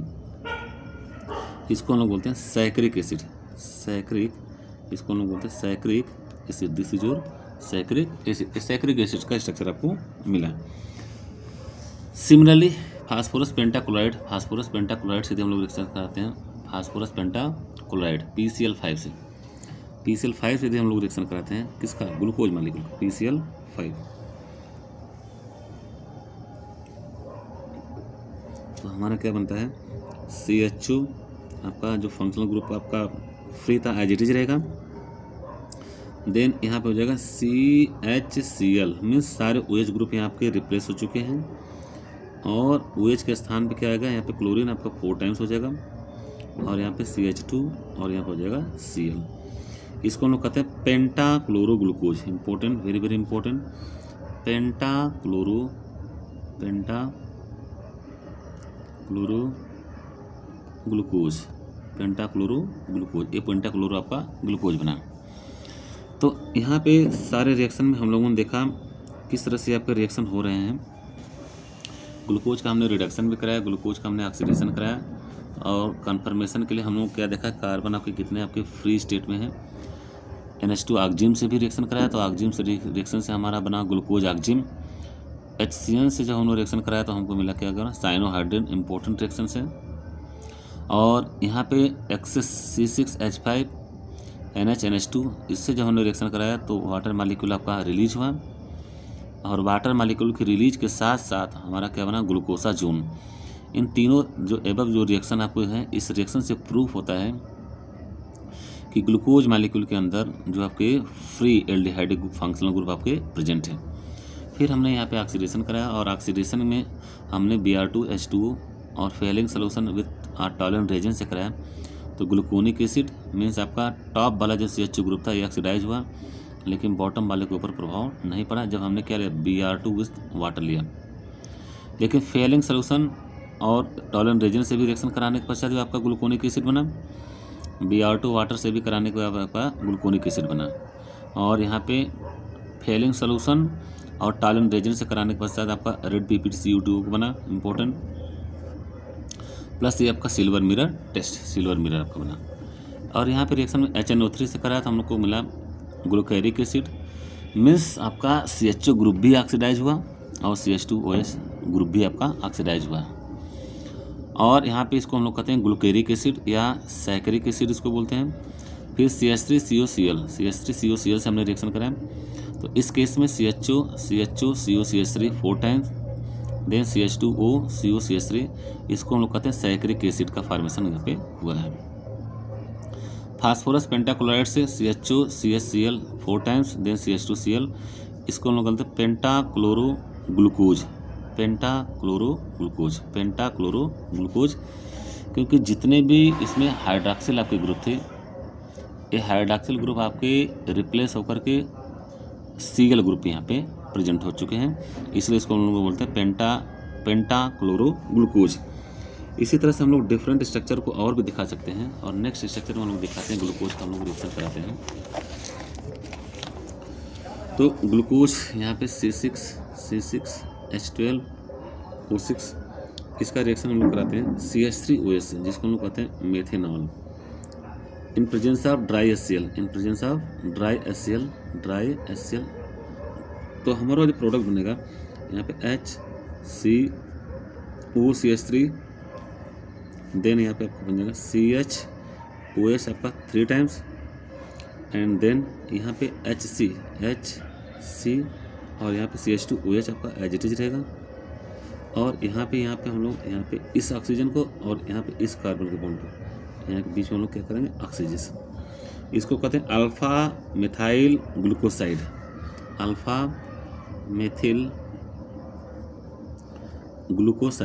यहाँ का बना।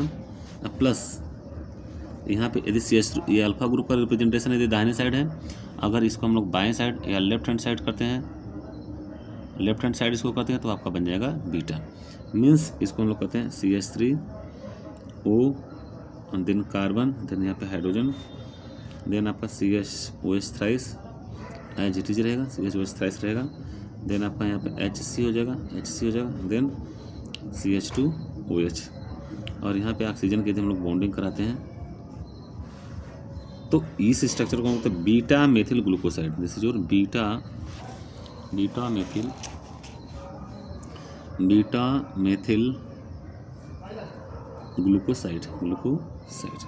मेथिल ग्लूकोसाइड, तो यहाँ पे ये प्रूफ करता है, इस रिएक्शन से ये प्रूफ होता है, confirm the presence of the 5OH group.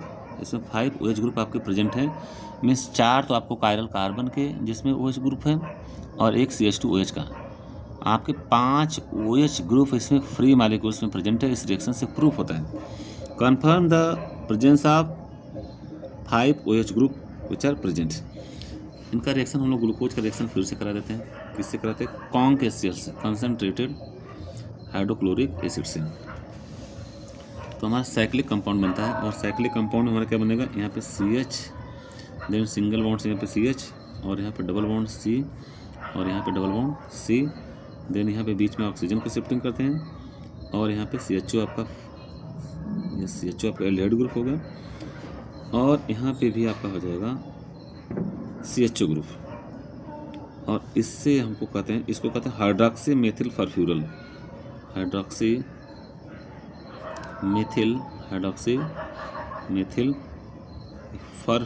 फरफ्यूरल important reaction है। और इसका रिएक्शन पुनः हम लोग कराते हैं, बनता है CH3CO CH2COOH, इसको हम लोग कहते हैं लेवेनिक एसिड,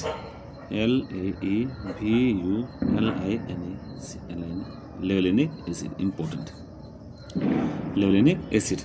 तो इस तरह से हम लोगों ने ग्लूकोज मालिक्यूल के स्ट्रक्चर के बारे में सीखा, चूँकि इसमें फ्री एल्डिहाइड ग्रुप थे। इसी तरह से फ्रक्टोज मालिक्यूल में आपके फ्री कीटोनिक ग्रुप हैं।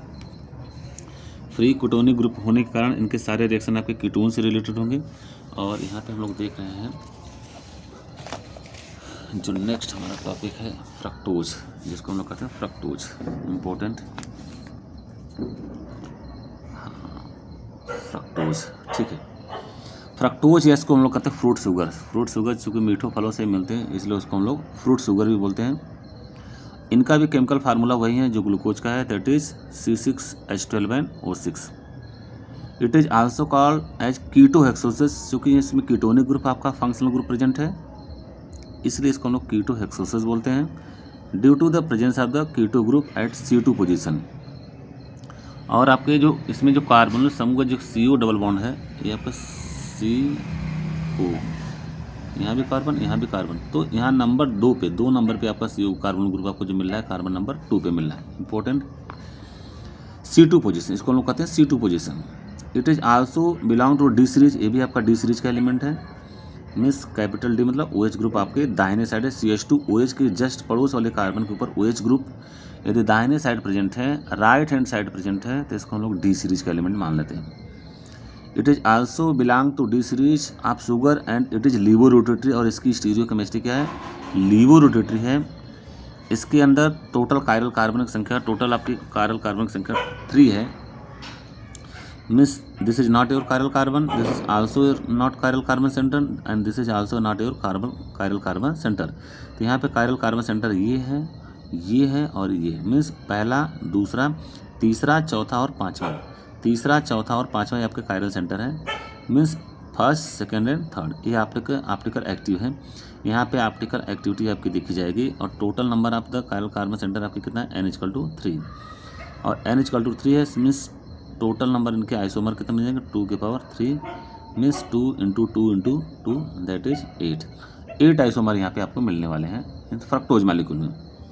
It is also belong to D series element, यहाँ पे D series of the sugar and laevo rotatory, और इनकी स्टीरियो केमिस्ट्री में ये आपके लीवो रोटेटरी मीन्स NR, इसको हम लोग माइनस से रिप्रेजेंट करते हैं। Laevo rotatory sugar, it is prepared by the hydrolysis of the cane sugar. Cane sugar के हाइड्रोलिसिस से हम लोग इसको फ्रक्टोज बनाते हैं, means sucrose.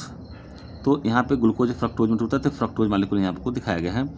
It's open chain structure यहाँ आप देखिए, CH2OH ग्रुप आपका टॉप पे है, देन CO ग्रुप आपका सेकंड नंबर पे है, फिर CHOH, then CHNOH, then CHNOH, then सबसे बॉटम पे आपका हो जाएगा CH2OH group. Important point to be noted please. तो जो ग्लूकोज का स्ट्रक्चर जो CH2OH जो 6 नंबर कार्बन था, 5 नंबर कार्बन था, 4 नंबर कार्बन था, 3 नंबर कार्बन था, ये पूरा टोटल आपका वही है जो ग्लूकोज का है।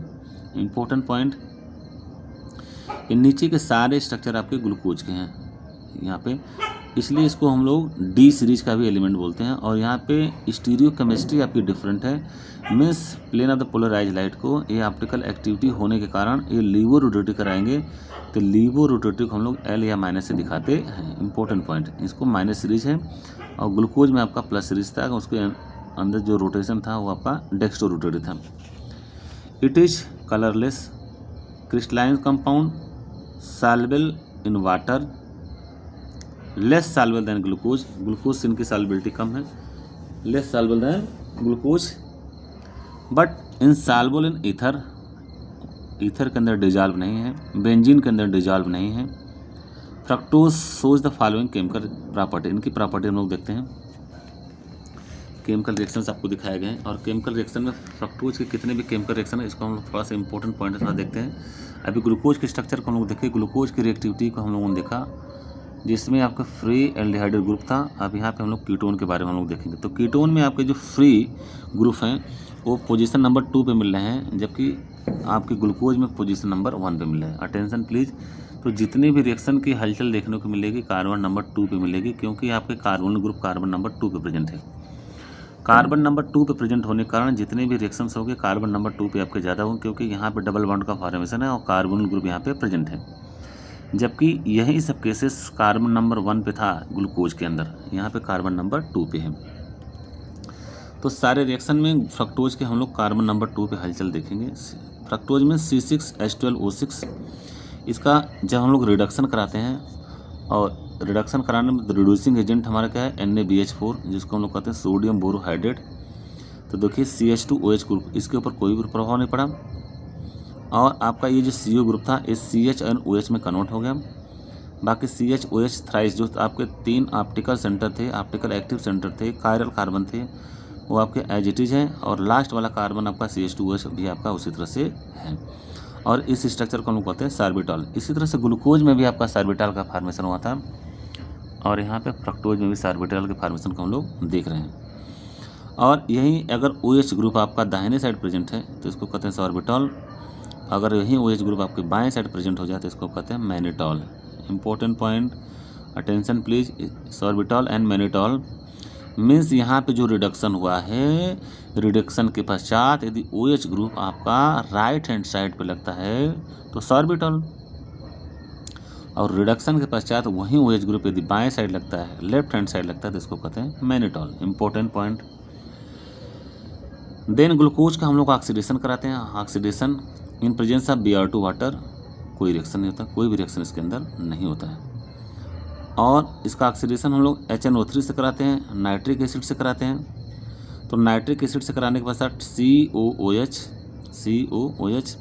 Then COOH twice and then CH2OH।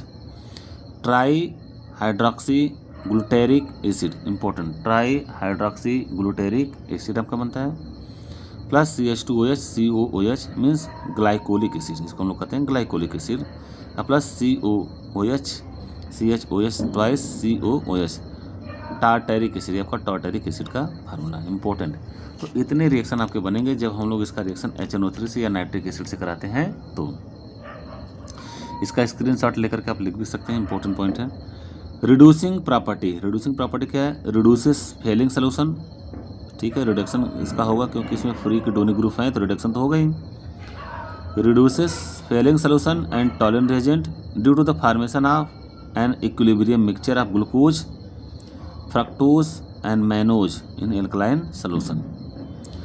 Concentrated hydrochloric acid से जब इसका रिएक्शन कराते हैं हम लोग फ्रक्टोज का, तो लेवेनुलिक एसिड और प्लस HCOH आपका बनता है। Cyclic structure of glucose and fructose, very important. Cyclic structure हम लोग देखते हैं, कुछ चीज़ें जो है ओपन चेन स्ट्रक्चर से आपके प्रूफ नहीं हो पाई तो इसके हम लोग प्रॉपर्टी को साइक्लिक स्ट्रक्चर से लेते हैं। क्योंकि इसमें टोटल कार्बन की संख्या आपके 6 है ग्लूकोज में और ऑक्सीजन भी है, तो पायरान से रिलेटेड स्ट्रक्चर है। पायरान मीन्स आपके इस तरह से हम लोग दिखा सकते हैं, pyran mean this is your pyran. इस पायरान को देखने के पश्चात इसकी स्ट्रक्चर इस पायरान की तरह होता है और पायरान से ही इसके स्ट्रक्चर को हम लोग कहते हैं पायरानोज स्ट्रक्चर, क्योंकि इसमें 6 मेंबर्ड आपके बनेंगे। ग्लूकोज 6 मेंबर्ड रिंग और 5 मेंबर्ड रिंग में according to Baeyer theory, Baeyer strain theory से हम लोग पढ़े थे क्लास 11th में।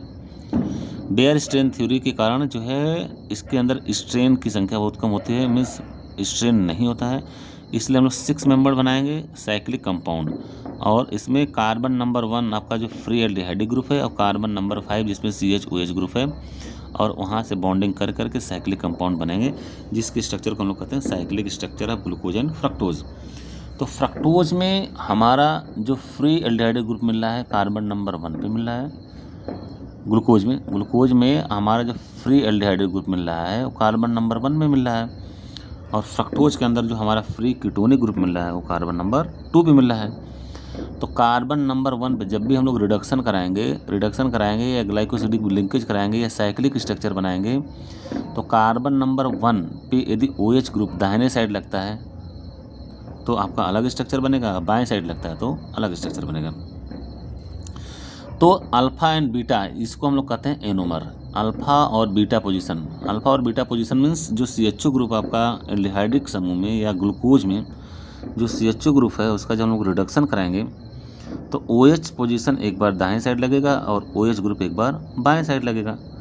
तो इस दोनों स्ट्रक्चर को हम लोग अल्फ़ा और बीटा फार्म से इसको हम लोग रिप्रेजेंट करते हैं और इन्हीं फार्म को हम लोग एनोमर के नाम से जानते हैं। इम्पोर्टेंट पॉइंट, एनोमर के नाम से जानते हैं। The straight chain structure of glucose in unable to explain the following property of the glucose. अभी तक जो हम लोगों ने ओपन चेन स्ट्रक्चर आपको मान के चले थे, ओपन चेन के स्ट्रक्चर में तमाम एरर आए और यहाँ पे जो कुछ प्रॉपर्टी है और इन प्रॉपर्टी का एक्सप्लेनेशन जो हम लोग नहीं कर पाए और नहीं कर पाने के कारण जो हमारा स्ट्रक्चर को थोड़ा सा यहाँ पे चेंज करना पड़ा, और चेंज करने के पश्चात कुछ इसके साइक्लिक स्ट्रक्चर को हमारा मानना जरूरी हो गया। तो साइक्लिक स्ट्रक्चर के टर्म हम लोग पहले देखते हैं। The straight chain structure of glucose is unable to explain the following property of the glucose. पहला क्या कहता है, despite having CHO group it does not give 2,4-DNP test. 2,4-DNP test नहीं देता है, जबकि इसके ऊपर फ्री CHO ग्रुप है।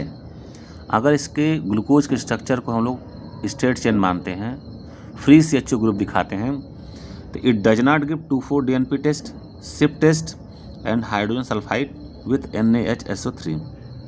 Second, it does not react with NH2OH, does not react with NH2OH। ये भी आपकी दिक्कत थी, NH2OH से भी इसका रिएक्शन आपका नहीं हो रहा था। तो यहाँ पे थोड़ा सा हमको डिफरेंट स्ट्रक्चर आपको एज्यूम करना पड़ेगा।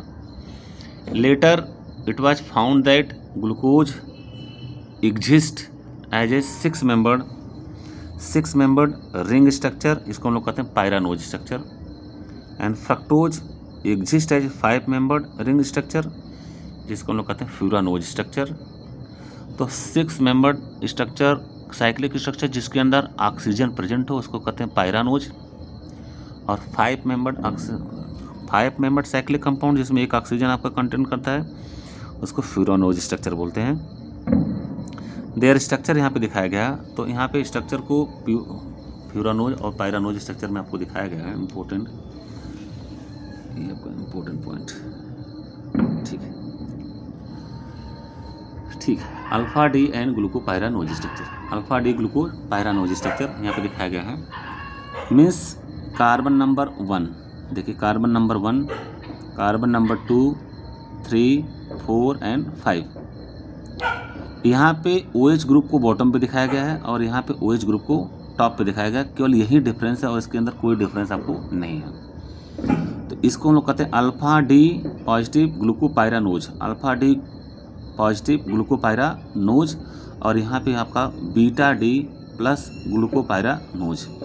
तो यहाँ पे डी दिखाता है कि CH2OH के जस्ट बगल वाला कार्बन जो है उस पर OH ग्रुप आपका दाहिने साइड डी हो गया, और अल्फा मीन्स OH ग्रुप आपका बॉटम या नीचे की तरफ दिखाया गया है, समझ रहे हैं। तो इसको हम लोग कहते हैं अल्फा। अगर OH ग्रुप यहीं ऊपर दिखाई दे जाए तो इसको हम लोग कहते हैं बीटा।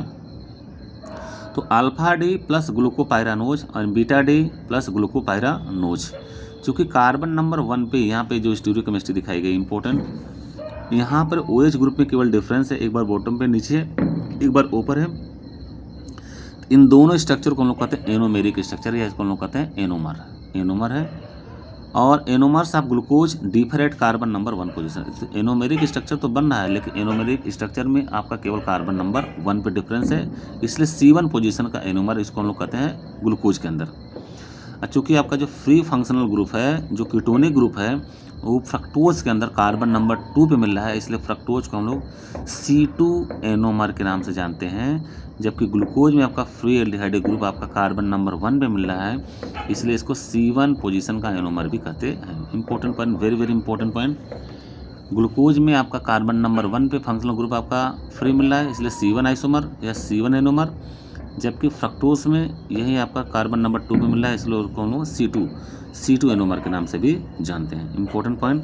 तो alpha D minus fructofuranose, alpha D यहाँ पे फ्रक्टोज के स्ट्रक्चर को दिखाया गया है, फ्रक्टोज के स्ट्रक्चर में यहाँ पे दिखाया गया है alpha D minus fructofuranose and beta D minus फ्रक्टोफ्यूरानोज। तो यहाँ पे स्टीरियोकेमिस्ट्री की बात करते हैं तो लीवोरोटेटरी, फ्रक्टोज आपका लीवोरोटेटरी है, जबकि ग्लूकोज आपका डेक्स्ट्रोरोटेटरी है। तो फ्रक्टोज को हम लोग माइनस से दिखाते हैं, alpha D minus fructofuranose and beta D minus fructofuranose. Anomer of the fructose differ at carbon number 2 position. तो फ्रक्टोज का जो एनोमर मिलता है वो कार्बन नंबर 2 पे मिलता है, जबकि ग्लूकोज का जो एनोमर मिलता है वो कार्बन नंबर 1 पे मिलता है। यहाँ देखो chocolate covered cherries, important point, very very important. Chocolate covered cherries important point है, इसको हम लोग थोड़ा सा ध्यान से देखने की जरूरत है। Chocolate covered cherries. If you are devotee of the chocolate covered cherries, you may wonder how the manufacturer make the liquid filled cherry center liquid without making a hole in the chocolate covering. The secret of liquefying the center is a chemical reaction that takes place after the candy is made. The process uses an enzyme invertase to convert sucrose into invert sugar. Important. Before being dipped in chocolate, the cherries are coated with the sugary paste containing invertase. Once the paste hardens, the cherries are dipped into the chocolate and then stored for 1 to 2 weeks. During this storage period, the invertase converts into sucrose to 1:1. आप glucose and fructose, या इसको हम लोग कहते हैं invert sugar, या इसको लोग बोलते हैं इन्वर्ट शुगर. अब देखो important. In effect the outer part of the cherries liquefies in its own syrup. It is also pleases the sweet tooth to the consumer because one of the sugar form, fructose, is sweeter than sucrose. The preparation of the chocolate for the coating is also important. It must be of an optimum particle size to please the palate. If the particles are too small, the chocolate will feel slimy when eaten. If too large, it will be feel gritty. अब यहाँ पर हम लोग पढ़ेंगे disaccharide. Disaccharide means जब दो monomer आपस में एक दूसरे से लिंक होते हैं तो इसको हम लोग कहते हैं disaccharide. These are the form when two monosaccharide units are joined together through oxide linkage, या इसको हम लोग कहते हैं glycosidic linkage. Very very important point है. यहाँ पे ग्लाइकोसिडिक लिंकेज के बारे में बात हो रही है. ग्लाइकोसिडिक लिंकेज मीन्स जब दो मोनोमर यूनिट को हम लोग जोड़ते हैं तो वो ऑक्सीजन के थ्रू जोड़ता है, और ऑक्सीजन के थ्रू जोड़ने के पश्चात इसको हम लोग कहते हैं glycosidic linkage by loss of the water molecule. तो डाइसैकराइड के स्ट्रक्चर को हम लोग देखते हैं. वेरी वेरी इंपॉर्टेंट है, आपके एग्जाम में पूछे भी जाते हैं. डाइसैकराइड के स्ट्रक्चर में सबसे पहले हम लोग देखते हैं some important disaccharides are given below. पहला आपका डाइसैकराइड देखें sucrose form by the glycosidic linkage between carbon 1 of alpha D glucose and carbon 2 of the beta D fructose. Important, क्योंकि जब भी हम लोग सुक्रोज का हाइड्रोलिसिस करते हैं तो ग्लूकोज प्लस फ्रक्टोज मिलता है. इसका मतलब ग्लूकोज 6 मेंबर्ड साइक्लिक स्ट्रक्चर से 5 मेंबर्ड साइक्लिक स्ट्रक्चर को हम लोग यहाँ पे ऐड करते हैं, और बीच में यहाँ पे आपका ऑक्सीजन होगा जिसको हम लोग कहते हैं ग्लाइकोसिडिक लिंकेज. स्ट्रक्चर को बनाते समय जो आपको पायरान के डेरिवेटिव से आपका स्ट्रक्चर आया है, पायरानोज स्ट्रक्चर, फ्यूरान से स्ट्रक्चर जो आया है इसको कहते हैं फ्यूरानोज स्ट्रक्चर. इसका भी हमको ध्यान में रखना है. तो यहाँ पे ऑक्सीजन के बाद जो CH2OH और H जो बॉटम वाला कार्बन नंबर मीन्स ऑक्सीजन के बाद आपका नंबर 1, 2, 3, 4 एंड 5 और 6 कार्बन, इस सबसे बॉटम वाला कार्बन आपका CH2OH है. इस कार्बन को हम लोग हमेशा टॉप पे रखते हैं CH2OH और H, चाहे आपका अल्फा फॉर्म हो चाहे बीटा फॉर्म हो. यहाँ पे CH2OH यहाँ भी रखा गया है. मीन्स फ्यूरानोज स्ट्रक्चर में भी और पायरानोज स्ट्रक्चर में भी CH2OH और H को हमेशा टॉप पे रखा गया है CH2OH को. देन यहाँ पे कार्बन नंबर 1 ऑक्सीजन के बाद कार्बन नंबर 1, 2, 3 एंड 4 एंड 5 यहाँ पे दिखाया गया है HOH, और यहाँ पे देखिए OH and H, HO and H दिखाया गया है. एक ग्लाइकोसिडिक लिंकेज यहाँ पे स्ट्रक्चर है. इसको हम लोग कहते हैं alpha D glucose and beta D fructose. Important, इसको आप लोग नोट करते हैं, इसका स्क्रीनशॉट लेकर के इसको आप बना भी सकते हैं. सिमिलरली यहाँ पे माल्टोज को स्ट्रक्चर बनाया गया है.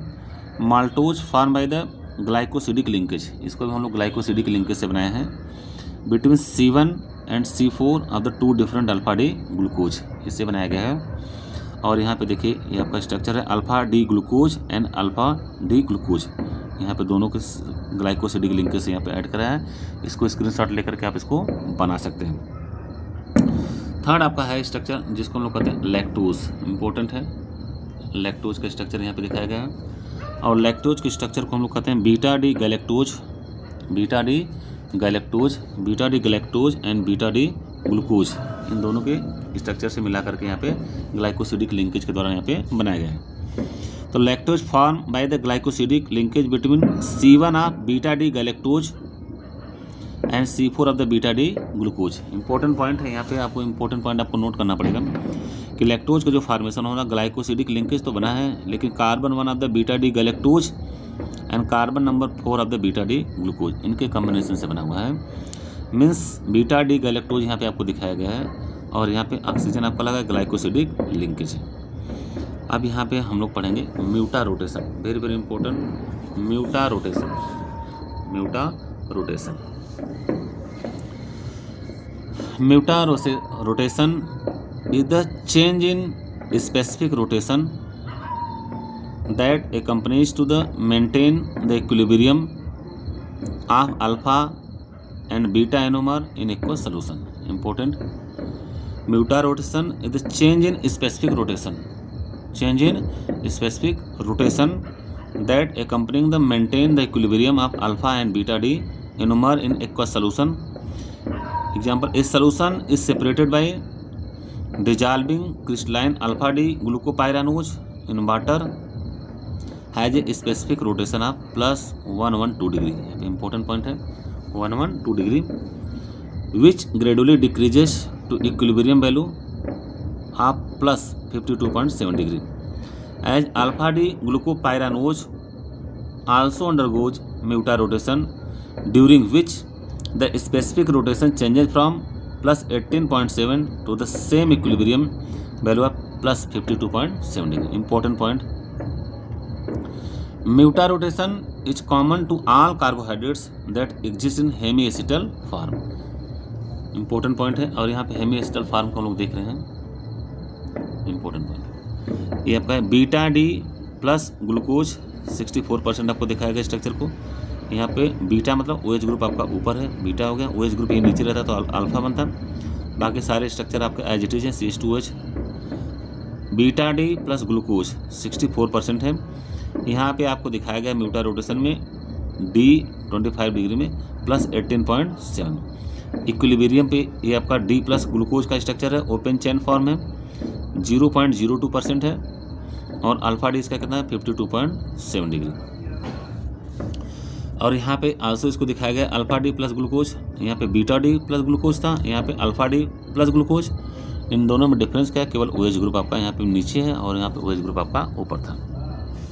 और यहाँ पे 36% है, means alpha D 25 plus 112 degree. अब देखो इन्वर्जन ऑफ शुगर हम लोग पढ़ेंगे। Inversion of sugar most important, inversion of sugar important point. Inversion of sugar. Natural sucrose is dextrorotatory. Natural sucrose is dextrorotatory, but on hydrolysis it gives dextrorotatory glucose plus 52.5 degree, and levorotatory fructose means minus 92.4 degree.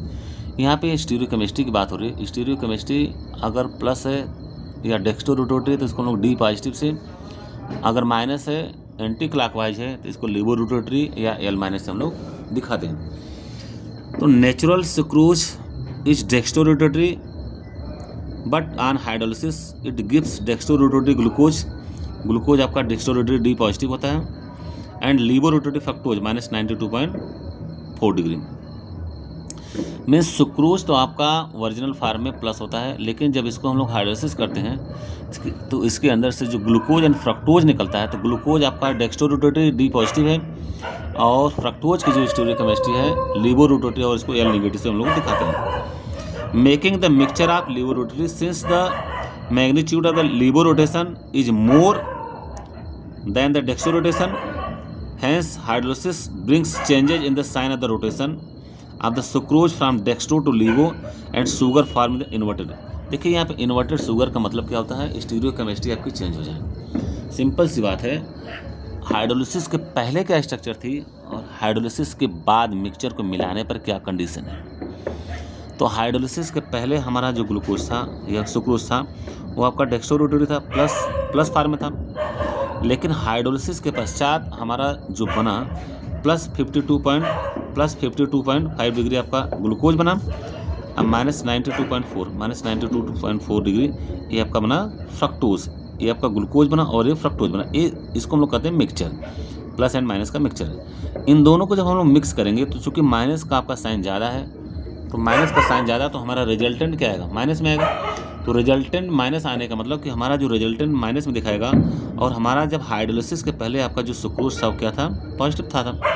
Means sucrose जब आपका hydrolysis के पहले हम लोग जब उसको क्या था डेक्सट्रो रोटेटेड था, और हाइड्रोलिसिस करने के पश्चात जो हमारा जो रिजल्ट मिल रहा है मिक्सचर को मिलाने पर वो आपका लिवर रोटेटिव मिल रहा है। इसी को हम लोग कहते हैं इन्वर्जन ऑफ शुगर। ऐसी स्टीरियोकेमिस्ट्री हमको SN2 रिएक्शन में देखने को मिली थी, जो कि ऑर्गेनिक केमिस्ट्री के हाइलोएल्केन्स एंड हाइलोएरिन्स में हम लोग सब्स्टिट्यूशन रिएक्शन में देखे थे। अब यहाँ पर हम लोग चलेंगे पॉलीसैकेराइड। पॉलीसैकेराइड्स इंपॉर्टेंट है। Polysaccharides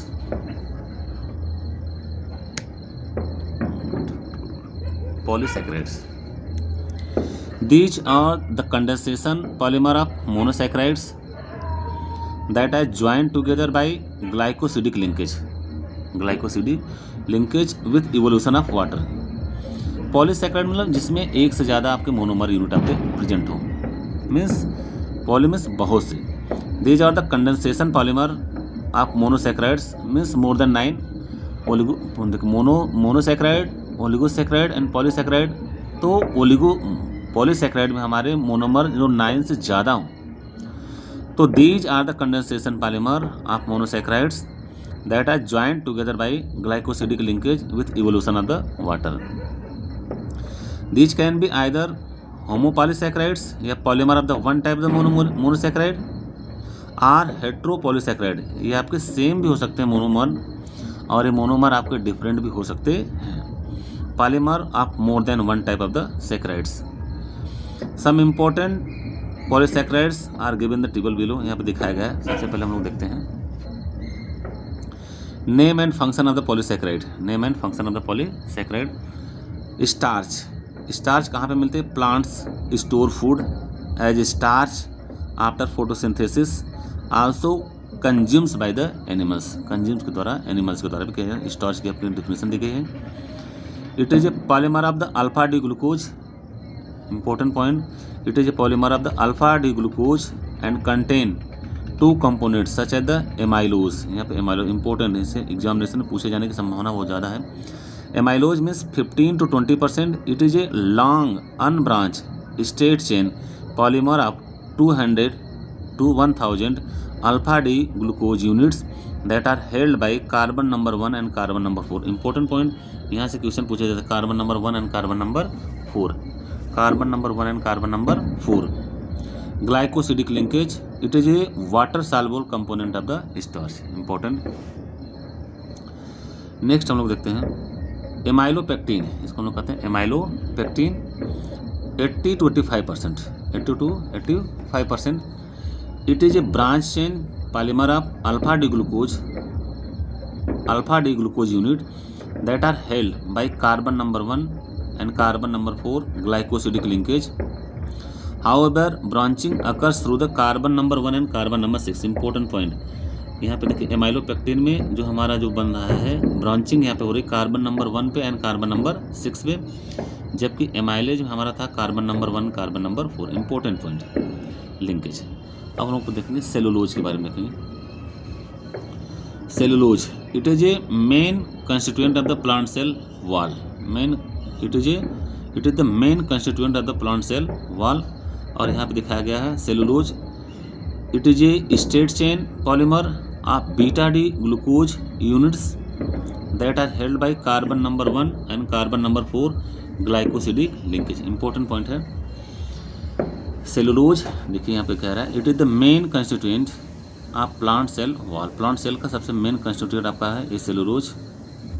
it is the straight chain polymer of beta D glucose units that are held by carbon number 1 and carbon number 4 glycosidic linkage.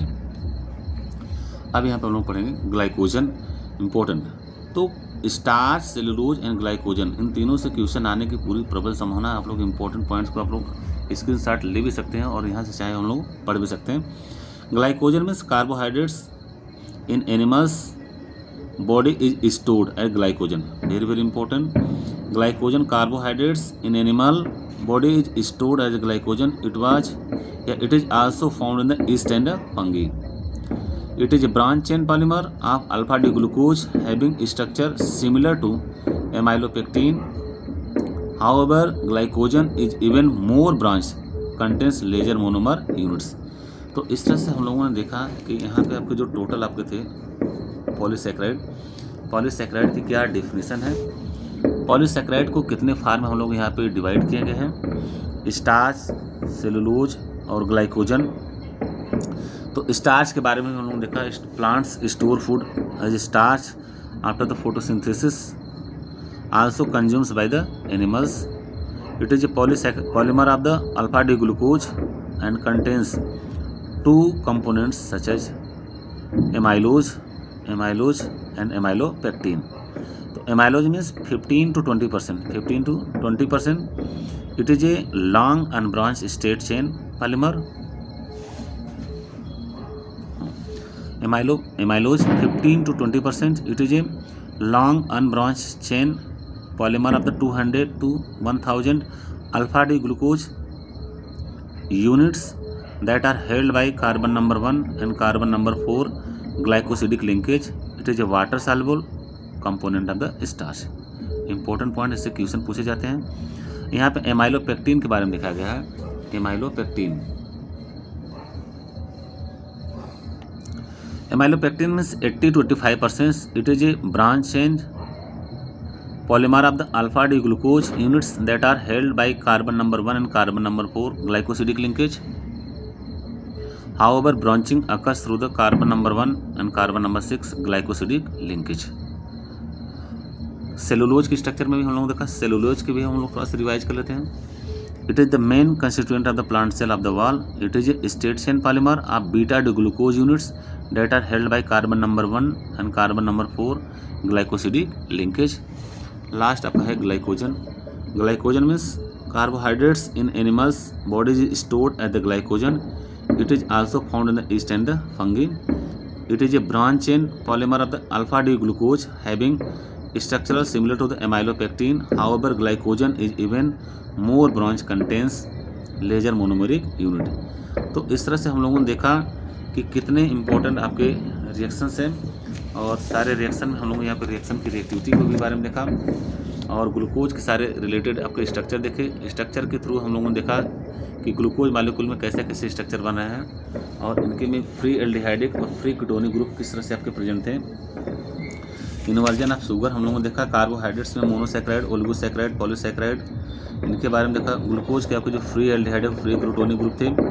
Glucose का रिडक्शन, ग्लूकोज का ऑक्सीडेशन। इसी तरह से फ्रक्टोज में आपको जो ketonic functional group present थे उसके बारे में हम लोगों ने देखा। फ्रक्टोज के रिएक्शन देखा, और एनोमर के बारे में हम लोगों ने सीखा। कार्बन नंबर 1 पे जो OH ग्रुप की पोजीशन की डिफरेंस हो, मीन्स एक बार आपका लेफ्ट हैंड साइड हो, दूसरी बार आपका राइट हैंड साइड हो कार्बन नंबर 1 पे, तो इसको हम लोग कहते हैं एनोमर, C1 एनोमर। तो C1 एनोमर हमारा मिला था आपको ग्लूकोज में, और C2 एनोमर हमको मिला था फ्रक्टोज में। कार्बन नंबर 1 पे जो स्टीरियोकेमिस्ट्री चेंज हो रही थी, जो आपका OH ग्रुप का जो फंक्शनल ग्रुप है वो आपके डिफरेंट पोजीशन पे इसलिए लग रहे थे क्योंकि हमारा जो मेन फंक्शनल ग्रुप था कार्बन नंबर 1 थे। तो C1 एनोमर का एनोमर आपका जो होता है डिफरेंस C1 पे यदि हो तो ग्लूकोज, और C2 पे यदि हो तो उसको हम लोग कहते हैं फ्रक्टोज। बाकी हम लोगों ने डाइसैकेराइड में सुक्रोज के बारे में देखा। सुक्रोज के बॉन्ड को हम लोग कैसे एक दूसरे से ग्लाइकोसिडिक लिंकेज से देखा था। माल्टोज के बारे में देखा, लैक्टोज के बारे में देखा। डिफरेंट टाइप के स्ट्रक्चर को हम लोगों ने यहाँ पे देखा, और उनसे रिलेटेड हम लोग क्वेश्चन भी किए। और यहाँ पे जो डिफरेंट टाइप के स्ट्रक्चर हैं उनके स्ट्रक्चर के बारे में अभी यहाँ हम लोग देखेंगे। अमीनो एसिड्स यहाँ पे हम लोग पढ़ेंगे। अमीनो एसिड्स वेरी इंपॉर्टेंट होते हैं अमीनो एसिड्स। और अमीनो एसिड के क्रम में सबसे पहले हम लोग देखते हैं अमीनो एसिड होते क्या हैं। अमीनो एसिड्स होते क्या हैं, इंपॉर्टेंट पॉइंट देखिए। These are the bi functional organic compounds. Bi functional मतलब जिसमें 2 फंक्शनल ग्रुप हो, एक आपका NH2 फंक्शनल ग्रुप हो, दूसरा आपका COOH जिसको हम लोग कहते हैं कार्बोक्सिलिक एसिड, और NH2 मतलब amine group. These are the bi functional organic compounds containing both amines and carboxylic group, जिसके अंदर आपका NH2 ग्रुप भी प्रेजेंट हो और COOH ग्रुप भी प्रेजेंट हो, इसको हम लोग कहते हैं amino acids. These are classified into alpha, beta, gamma, delta etcetera amino acids based on the position of the NH2 group, NH2 group के पोजीशन के according. These are colourless, crystalline, water soluble and high melting solids. 20 different types of the alpha amino acids have to be found in the living being which are classified as। यहाँ पे हमारे जो nature में है 20 amino acids मिले गए हैं, जो नेचर में हमारे जो प्राप्त हैं वो 20 अमीनो एसिड्स होते हैं, जिसमें कुछ इसेंशियल अमीनो एसिड्स होते हैं और कुछ नॉन इसेंशियल अमीनो एसिड्स होते हैं। इनके बारे में हम लोग देखते हैं, जो कि बहुत ही इंपॉर्टेंट पेपर के पॉइंट ऑफ व्यू से अब दिखाए गए हैं, जिसको हम लोग कहते हैं इसेंशियल एंड नॉन इसेंशियल।